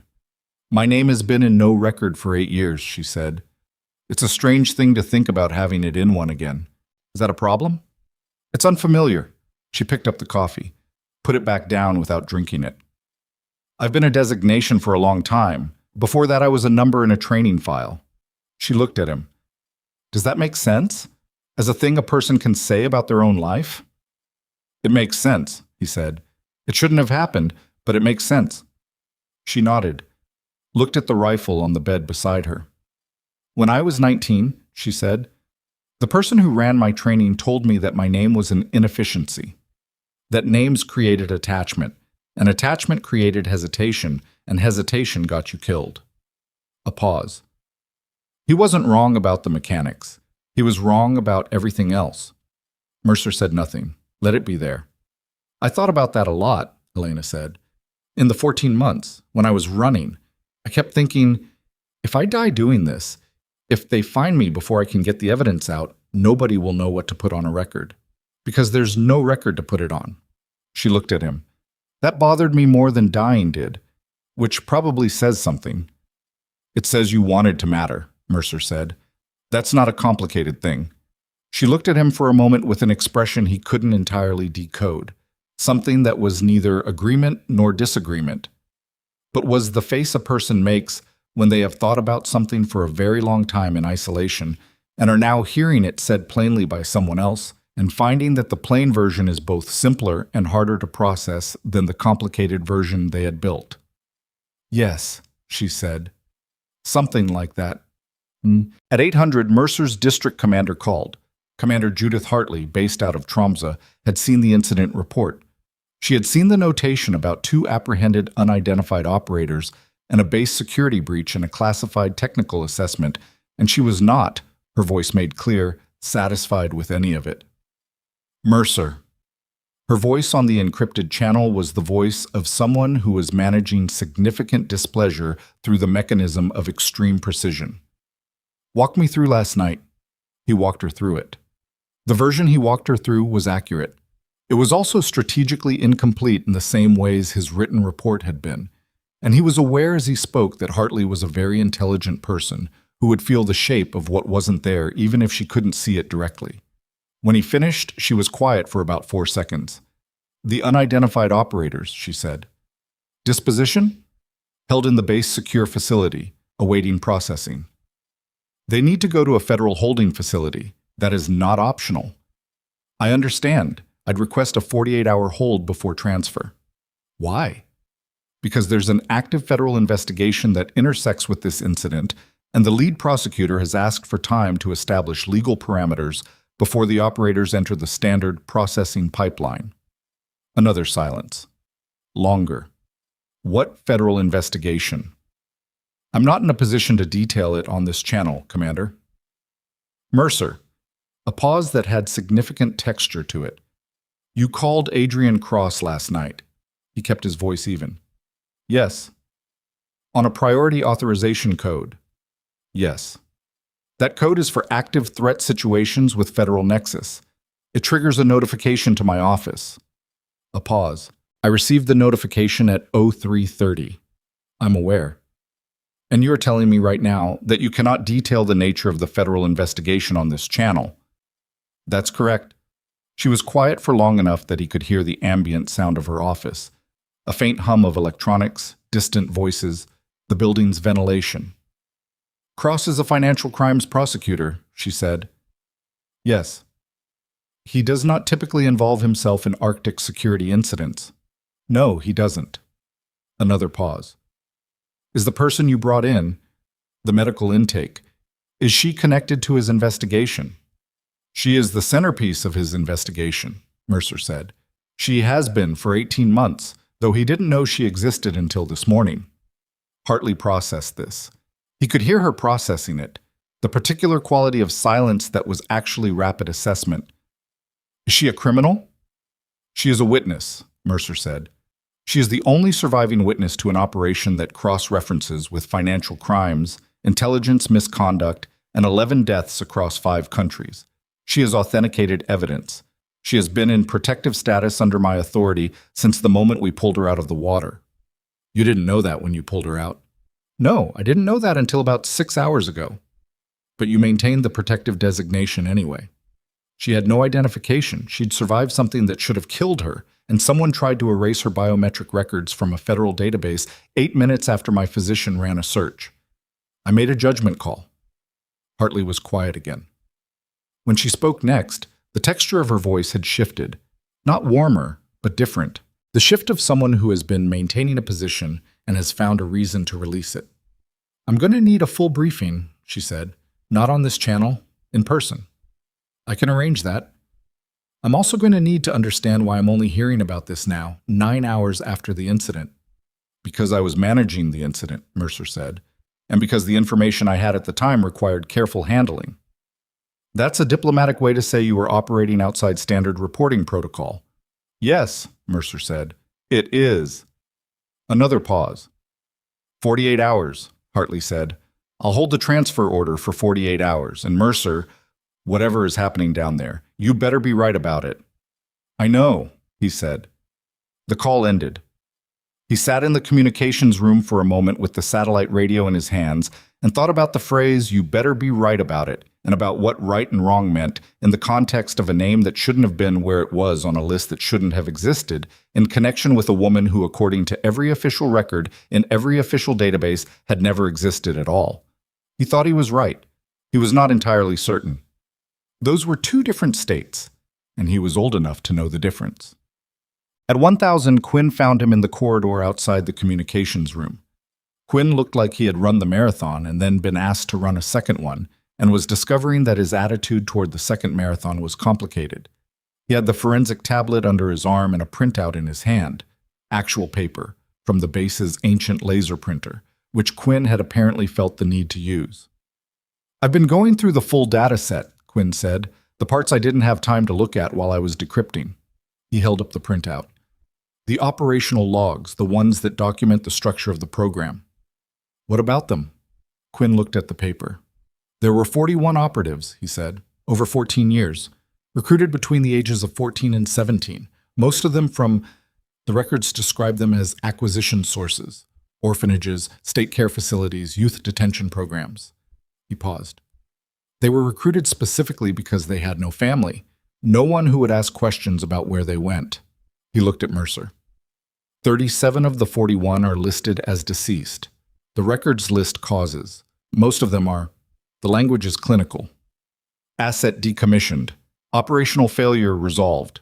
Mercer stared at him.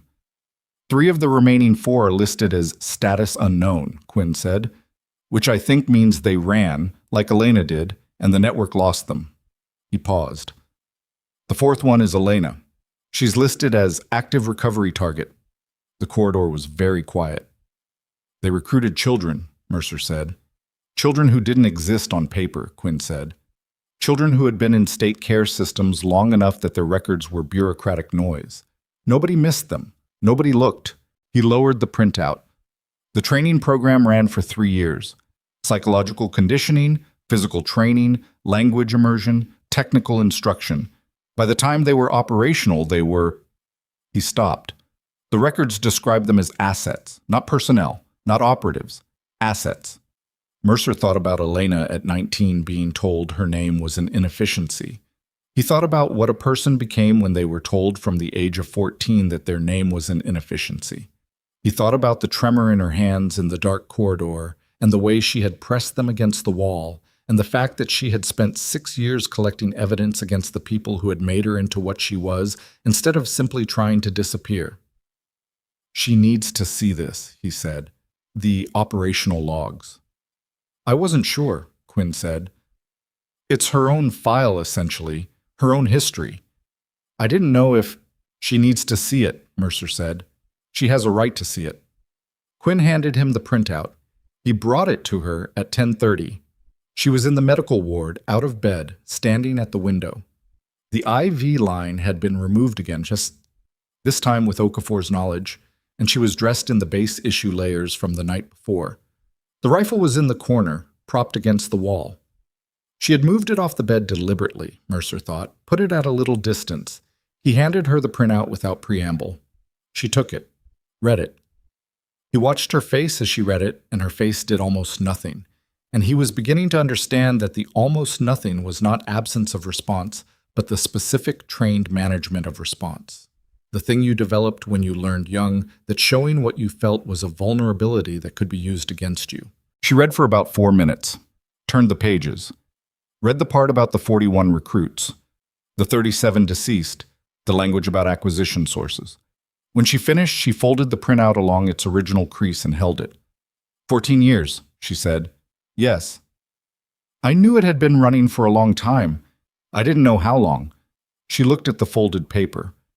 The 3 listed as status unknown. I knew 2 of them. Did they survive? I don't know. A pause. One of them. Her name was Mira, or that was what she called herself. She left 18 months before I did. I never heard anything. No contact, no word. She was better at disappearing than I was. She looked at the window. Maybe that means she's still out there. Maybe it means the opposite. The evidence you collected, would it identify a way to locate surviving operatives? She thought about it. The operational logs, the ones in the rifle. There may be tracking data from when they were still active. She looked at him. If the task force goes through everything systematically, they might be able to reconstruct a trail. A pause. It's worth looking. I'll tell Cross. She nodded, looked at the folded printout. Asset decommissioned, she said. Not with bitterness, with something quieter and harder to name. That's what they called it when they killed one of us. I know. I've been thinking about a word for what they did for 6 years, she said. I've run out of languages to try it in. She set the printout on the windowsill. The word doesn't matter. The record does. When Cross presents this to the task force, those 37 people will have names in a legal document. Even if it's just deceased former program operative, they'll be in a record. She paused. That matters. It matters, Mercer agreed. She was quiet for a moment. Then, Quinn, is he all right? The question was unexpected. Mercer looked at her. He's tired. He had to read those files alone, she said.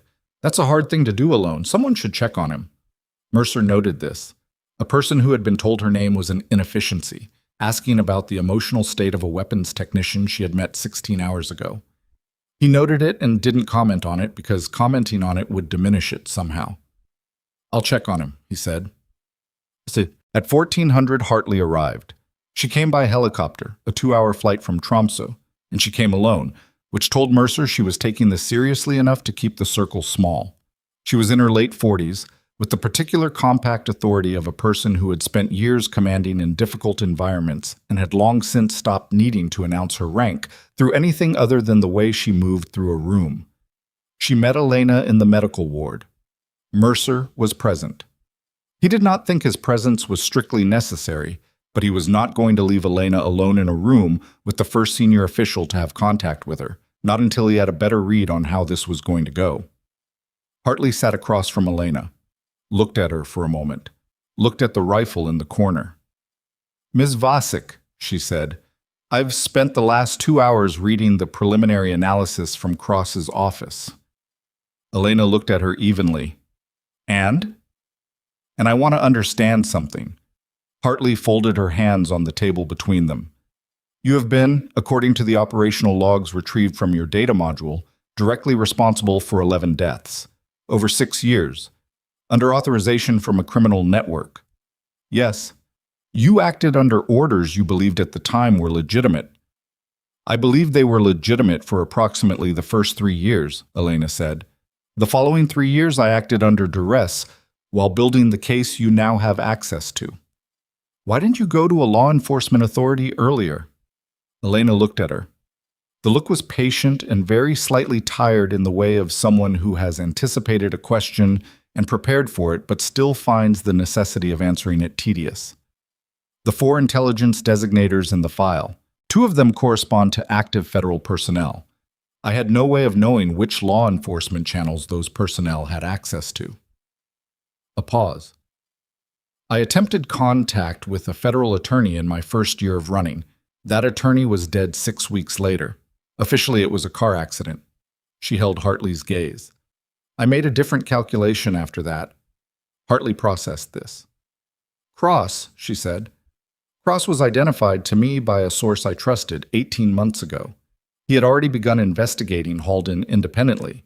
He was the only attorney I could identify who had not received any financial connection to the network, and I checked 3 times. She paused. He was also the only one who, when his case was closed for insufficient evidence, filed a formal objection to the closure rather than accepting the result. You watched him for a year and a half before making contact. I watched him for a year and a half before the ship was sabotaged, Elena said. My plan was to transmit to him from Oslo. That plan didn't survive contact with whoever sold my route. Hartley looked at Mercer. She's telling the truth, Mercer said. All of it. Every verifiable element checks out. The biometric authorization signatures, Hartley said, looking back at Elena. The name at the top of the list. Cross tells me he's treating it as authenticated. A pause. How certain are you? Certain enough that I kept that name in the innermost encryption layer, Elena said. Certain enough that I made sure the biometric record attached to it was the cleanest one in the module. Triple verified against 3 separate transaction logs. She paused. If that name is wrong, then everything I did for the last 6 years was wrong. And I'm not wrong. The word landed in the room with a particular weight. Not arrogance, certainty. The specific certainty of someone who has checked and rechecked and checked again and built their entire surviving strategy on the accuracy of one single fact. Hartley looked at her for a long moment. You understand, Hartley said, that the legal process from here will take time. The task force will need to move carefully. The person named in those files will have resources, Elena said. Yes, I know. Lawyers, institutional access, the ability to complicate and delay.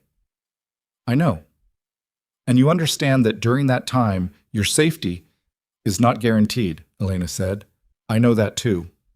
She looked at Hartley steadily. I've been not guaranteed for 6 years. I'm still here. Hartley was quiet. She looked at the printout on the windowsill. Quinn's printout, the operational logs, the 41 names, and the 37 marked deceased. She looked at it for long enough that its contents were clearly not new to her. Cross had sent her something in the 2 hours before she flew down. Ms. Vasik, she said, and her voice had changed. Not softer exactly, but something had moved in it. Something structural. I have a daughter. She's 17. She paused. I don't have a question attached to that. I read those logs on the flight down and I needed to say it out loud to someone. Elena looked at her. Something crossed her face that was brief and complicated and gone before Mercer could name it. It happened, Elena said. It's in the record now. That's what I needed. Hartley nodded once, stood up. I'll be in contact with Cross today. We'll arrange the Tromso meeting. She looked at Mercer. Your 48-hour hold is extended. I'm taking personal authority over the transfer of the 2 operators in holding. They'll go to a facility I select, not standard processing. Thank you, Commander. She looked at Elena one more time. Is there anything you need? Elena looked at the terrible instant coffee on the tray beside the bed. Looked at Hartley. Better coffee would be a start, she said. It was, genuinely, the first time Mercer had heard her make anything approaching a joke. It landed oddly in the room, like a sound in a frequency you weren't expecting, and Hartley looked briefly startled and then, not quite smiled, but almost. I'll see what we can do, Hartley said. She left. Mercer sat down. Elena looked out the window. She believed you, Mercer said. Most people believe me when I'm in a room with them, Elena said. That was never the problem. A pause. The problem was getting to the room. Outside the window, the Arctic afternoon was already darkening. The light here lasted about 6 hours in February. A narrow window of gray-blue that came and went without committing to anything. The sea was visible from this angle, flat and dark and enormous. And somewhere out there, the vessel that had come for the rifle was putting miles between itself and Frosthaven, carrying back to whoever had sent it the news that the operation had failed, that the data was out, that the window had closed. Elena looked at the sea, and the sea looked back in the way it always did, without recognition, without memory, with the complete indifference of something that had been there before any of this started, and would be there long after all of it resolved. The training, Mercer said, the 3 years they gave you, the mathematics and the atmospheric modeling. He paused. The shot at 4,000 meters. Do you understand, as a person, not as an operative, as a person, how extraordinary that is? She turned from the window, looked at him. I understand that it was supposed to be a tool, she said, that every extraordinary thing I learned was supposed to make me more useful to them. A pause. What I know now, what I've known for a while, is that the same skill that made me useful to them was the thing that let me document their crimes well enough to build this case. Every impossible shot has a ballistic record. Every record has GPS coordinates and a timestamp and atmospheric verification. They trained me to be precise because precision served them. She looked at the rifle in the corner. Precision served me better. She said it quietly. Not with triumph. with the particular weight of a statement that had been true for a long time and was only now being said aloud in a room where someone was listening. Mercer looked at the rifle, thought about Quinn's face when he'd read the shot measurement. 4,112 meters. The data that said it happened. The deaths that were listed as accidents and cardiac events, and the one that was ruled a suicide. The scientist, he said. The one you refused to kill. The assignment you refused. She looked at him. What happened to her? Elena was quiet for a moment. She's alive, she said. She works at a climate research station in Iceland. She has 2 children now. A pause. I know because I checked 3 months ago. She doesn't know my name. She doesn't know I exist. But you know she's alive. Yes. That matters to you. She turned back to the window. It's the only thing I did in 8 years that I don't have to carry a different way, she said. So yes, it matters. The afternoon dark came in across the sea, slow and absolute, and the base settled around them into its nighttime sounds.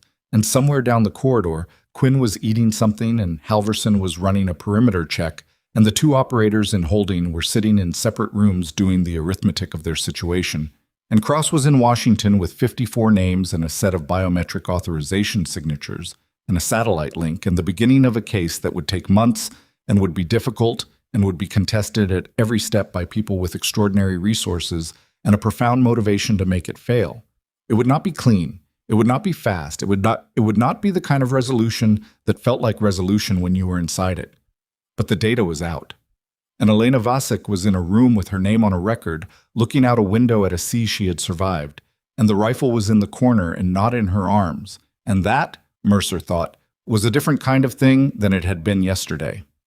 3 days after Hartley flew back to Tromsø, the better coffee arrived.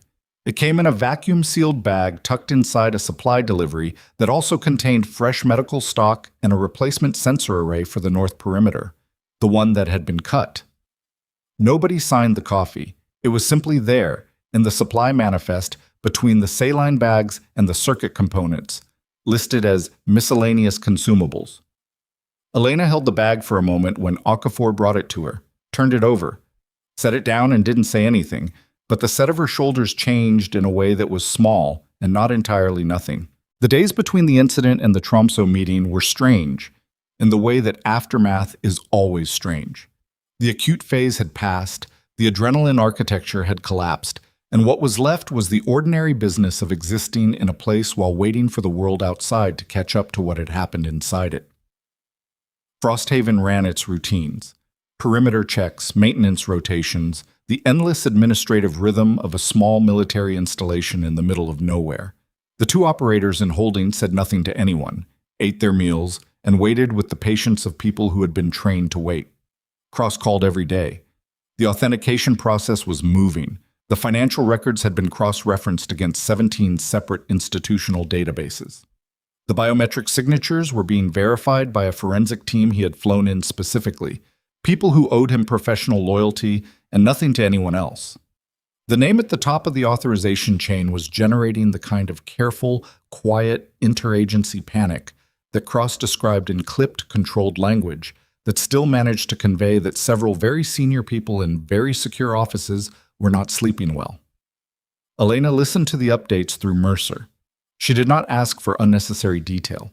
She asked specific questions, got specific answers, and then returned to whatever she had been doing, sitting with Okafor while Okafor ran her daily physical assessment, or standing at the window of the medical ward watching the sea, or once, unexpectedly, helping Quinn recalibrate the base's external sensor array because he mentioned over breakfast that the replacement components had arrived, and she knew the sensor protocol, and she had nothing else to do with her hands. Quinn had been careful with her after reading the operational logs. Not distant, careful. The way you were careful with something you now understood the full weight of. He didn't mention the logs. He handed her tools when she needed them and explained the sensor calibration process in his precise, slightly over-detailed way. And at one point she corrected his atmospheric interference calculation, and he looked at her for a moment and said, "Right, of course," and went back to work. It was Mercer thought watching them from the corridor junction, something approaching normal human interaction, which was not nothing. The Tromsø meeting happened on a Thursday. They flew out early, Mercer, Elena, Halverson as security, and Quinn, because Cross had specifically requested the technician who had cracked the encryption be present for the technical authentication testimony. The helicopter banked south over the coastal ice, and Elena sat with the rifle case across her knees and looked out the window at the water below. Mercer was across from her. "You haven't asked what happens after," he said. She looked at him. "After the testimony? After all of it?" She looked back out the window. Below them, the ice was breaking up at the shoreline, the freeze line where the sea refused to commit to either liquid or solid, and existed in a permanent negotiation between states. "I've been thinking about Iceland," she said.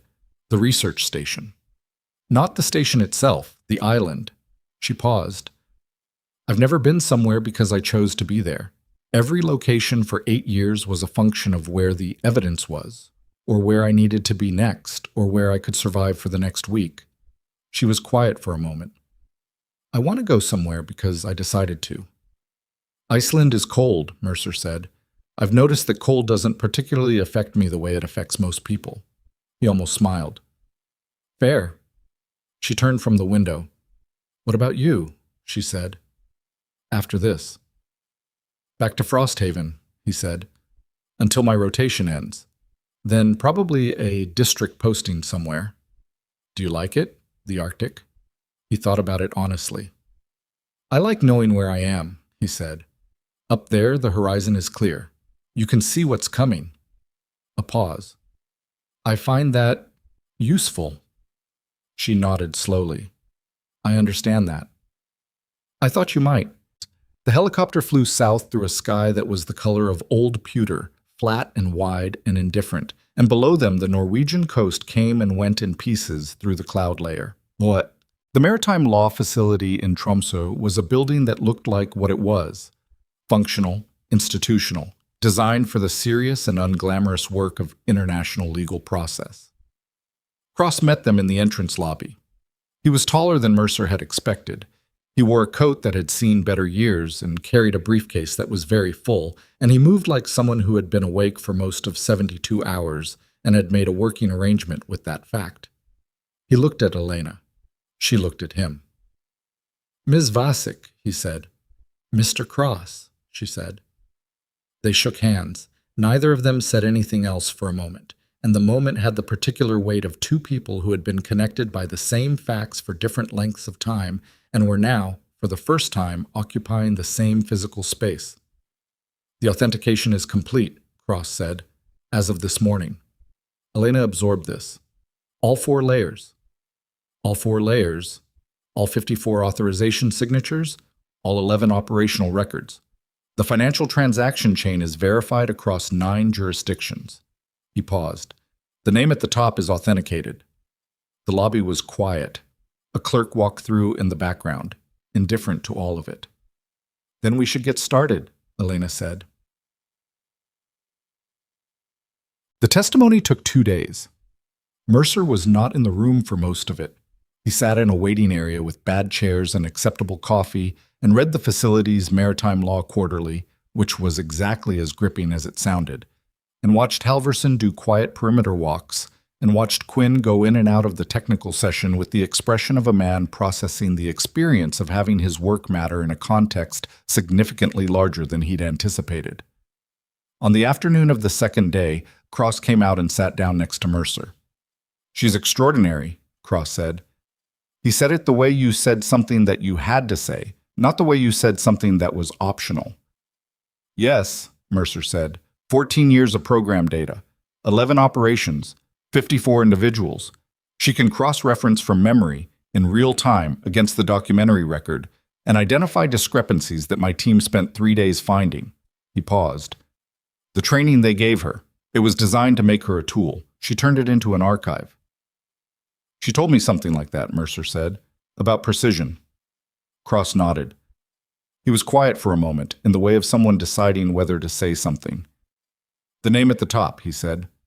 "The arrest process began this morning. International task force, 4 countries, simultaneous warrant execution." He paused. "There will be challenges. Legal challenges. institutional complications, the standard machinery of delay. But the evidence is too complete. There's no narrative counter-argument that works against biometric authorization signatures and a 14-year financial trail. How long? Mercer said. The legal process? Years, probably. Cross looked at his hands. But the arrest is made. The position is vacated. The network is... When you remove the keystone, the arch doesn't stand. He looked at Mercer. It won't stand. Mercer thought about 37 names in an operational log. Asset decommissioned. The surviving operatives, he said. The 3 listed as status unknown. We're working on it. The operational tracking data in the files gives us trail markers. It's not guaranteed, but... Cross paused. We're trying. Mercer nodded. One thing, Cross said. He reached into the very full briefcase and produced a single document. Official letterhead. Multiple signatures. Legal recognition of identity. Elena Vasik. Date of birth reconstructed from the program intake records and the biometric baseline. He held it out. She exists now. On paper. Legally. Permanently. He paused. I need you to give it to her. She specifically requested you give it to her. Mercer took the document. He sat with it for a moment. A single page. Her name at the top. He thought about a 19-year-old being told her name was an inefficiency. He thought about 14 months of running and a ship that went down in the North Atlantic and 3 days in water that should have been fatal, and a rifle that held 8 years of evidence against the people who had built her and then tried to erase her. He thought about Iceland. He folded the document carefully and put it in his jacket pocket and went to find her. She was in a small courtyard at the back of the facility, which was accessible through a door that most people didn't know about. She had found it, of course, because she found all the secondary exits everywhere she went. It was cold, and the courtyard was empty except for a stone bench and a bare-limbed tree that had no business being this far north but had persisted anyway. She was standing, not sitting, looking at the sky. He came out and stood beside her. It's done? She asked. Authentication complete. Arrest warrant executed this morning. He paused. Cross says the network won't survive it. She nodded, looked at the sky. I heard, she said. Through the door. How much did you hear? Enough. A beat. The surviving operatives. The 3 they're trying to find. They're working on it. I know the trail markers better than the files show, she said. There are behavioral patterns in how we were trained to move that aren't documented. Instinctive routing choices, specific types of location preference. Things that were taught but never written down. She looked at him. I can help find them. I'll tell Cross. She nodded. He reached into his jacket and produced the document. Held it out. She looked at it. Looked at her name at the top. Took it from him with both hands, which were, he noticed, not shaking. She read it in its entirety. Every word, every official notation, every signature at the bottom. She read it the way a person reads something they needed to be completely certain of, not because they doubted it, but because the reality of it required full attention to absorb. When she finished, she looked at the document for another moment. Then she folded it, put it inside her jacket, against her chest, where it would stay warm. Thank you, she said. Not to him specifically, or not only to him. It was the kind of thank you that was addressed to a broader accounting. He didn't say you're welcome because it didn't seem like the right response. He said, you did most of it. I did all of it, she said. Then a pause. I mean that factually, I'm not being arrogant. I know, he said. You're right. She looked at the bare-limbed tree. There's a thing that happens, she said slowly, when you've been moving for long enough. When every decision has been about the next hour, the next location, the next step in the evidence chain. You don't have a framework anymore for what to do when the moving stops. What does it feel like? She thought about it. Loud, she said. All the things you were too busy to think about, they're very loud when you stop. He stood beside her in the cold courtyard and let that be true without trying to fix it. There's going to be a period, she said, where I need to figure out how to be a person who isn't running. She said it practically, the way she said most things, like a problem to be solved rather than an emotional condition to be managed. but underneath it was something that wasn't practical at all. "I've never done that. I don't have a reference point." "Nobody does the first time," he said. She looked at him. "You're speaking from experience?" "Different circumstances, same principle." He paused. "You figure it out by doing it badly for a while, and then less badly, and then eventually you stop thinking about it and you're just living, which is the goal." She was quiet. Then, "That's not very comforting." "No," he agreed, "but it's accurate." Something crossed her face, that fractional shift at one corner of her mouth that was her version of a smile, the one he'd seen once before at Frosthaven. It lasted slightly longer this time. "Iceland," she said. "Iceland," he said. The rifle was formally received into evidence the following morning. Cross had arranged it with the task force. The physical weapon, with its custom chassis and its integrated scope system and the now empty data module in the stock, would be held in the International Evidence Facility as a primary exhibit. It would be photographed, cataloged, described in detail in every legal document, and it would sit in a temperature-controlled evidence room for as long as the proceedings required, which was going to be a long time. Elena stood in the evidence intake room and held it for a moment before she handed it over. She stood with it the way she had stood with it in the North Atlantic. Both hands, correct grip, barrel angled away. She checked it once, quickly. Then she held it out to the intake officer. Mercer was watching from the doorway. The intake officer took the rifle and placed it in the padded transport case and snapped the clasps shut and wrote the evidence number on the intake form, and that was that. The rifle became a record. It became an exhibit number in a legal case that spanned 4 countries and 14 years and 54 names and 11 deaths and 37 people who were in a log somewhere listed as assets that had been decommissioned. Elena looked at the closed case for a moment. Then she turned and walked toward the door. Mercer stepped aside to let her through. "Okay?" he asked.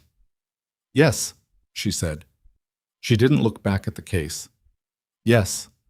They walked out into the Tromsø morning, gray, cold, the sky doing its Norwegian winter thing of providing light without warmth, the streets carrying the ordinary weight of a city that didn't know, and would never know, what had just been completed in a building 3 blocks from its waterfront. People walked dogs. A tram ran on its schedule. A bakery had its lights on, and the smell of it reached the street. Elena stopped on the sidewalk, looked at the city around her, at the ordinary, unassuming fact of people going about their lives without calculation, without routing, without checking horizons. She stood there for a long moment. Then she started walking, not toward anything specific, not away from anything, not with the particular quality of purposeful movement that had characterized every step she'd taken in 14 months. Just walking, at a pace that had nothing tactical in it, in a direction she had chosen because it felt like the right direction for no reason she could have defended. Mercer watched her go. Quinn appeared beside him, hands in his jacket pockets. "Is she—" "She's fine," Mercer said. "She's just walking." "Yes." Quinn watched her for a moment. She turned a corner and was gone. "Huh," he said, not with anything attached to it, just acknowledgement. Mercer stood on the sidewalk and felt the cold and smelled the bakery and thought about a woman who had been told at 19 that her name was an inefficiency and who had spent the years since proving, methodically and at extraordinary cost, that the people who told her that were wrong. Not because she had argued with them, not because she had sought their approval or their recognition or their permission to exist, but because she had done the work that the truth required, and she had kept doing it until the truth survived long enough to matter.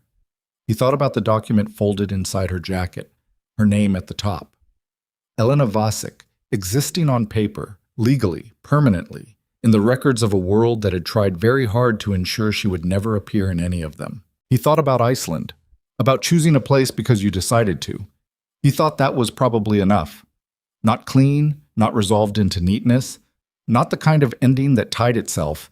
The legal proceedings would grind on for years, and there were people still running who needed to be found, and the 37 names in the operational log would stay in that log, and none of that was fixable.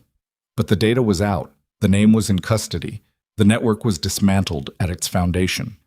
And Elena Vasik was walking down a street in Tromsø because she had decided to walk down a street in Tromsø, and that was a different kind of thing than anything she had been able to do for a very long time. That was not nothing. That was, in fact, everything the moment required. 6 weeks later, a postcard arrived at Frosthaven Naval Medical Station, addressed to Commander Ethan Mercer. No return address. The image on the front was a volcanic landscape, black rock and green moss, and a sky that couldn't decide if it was blue or gray. On the back, in handwriting that was precise and economical and wasted nothing, "The horizon is clear here. You were right about that." Mercer read it twice, put it on the corner of his desk next to his coffee, looked at it for a moment. Then he went back to work. The most dangerous weapon isn't the one that ends a life. It's the one that refuses to let the truth die.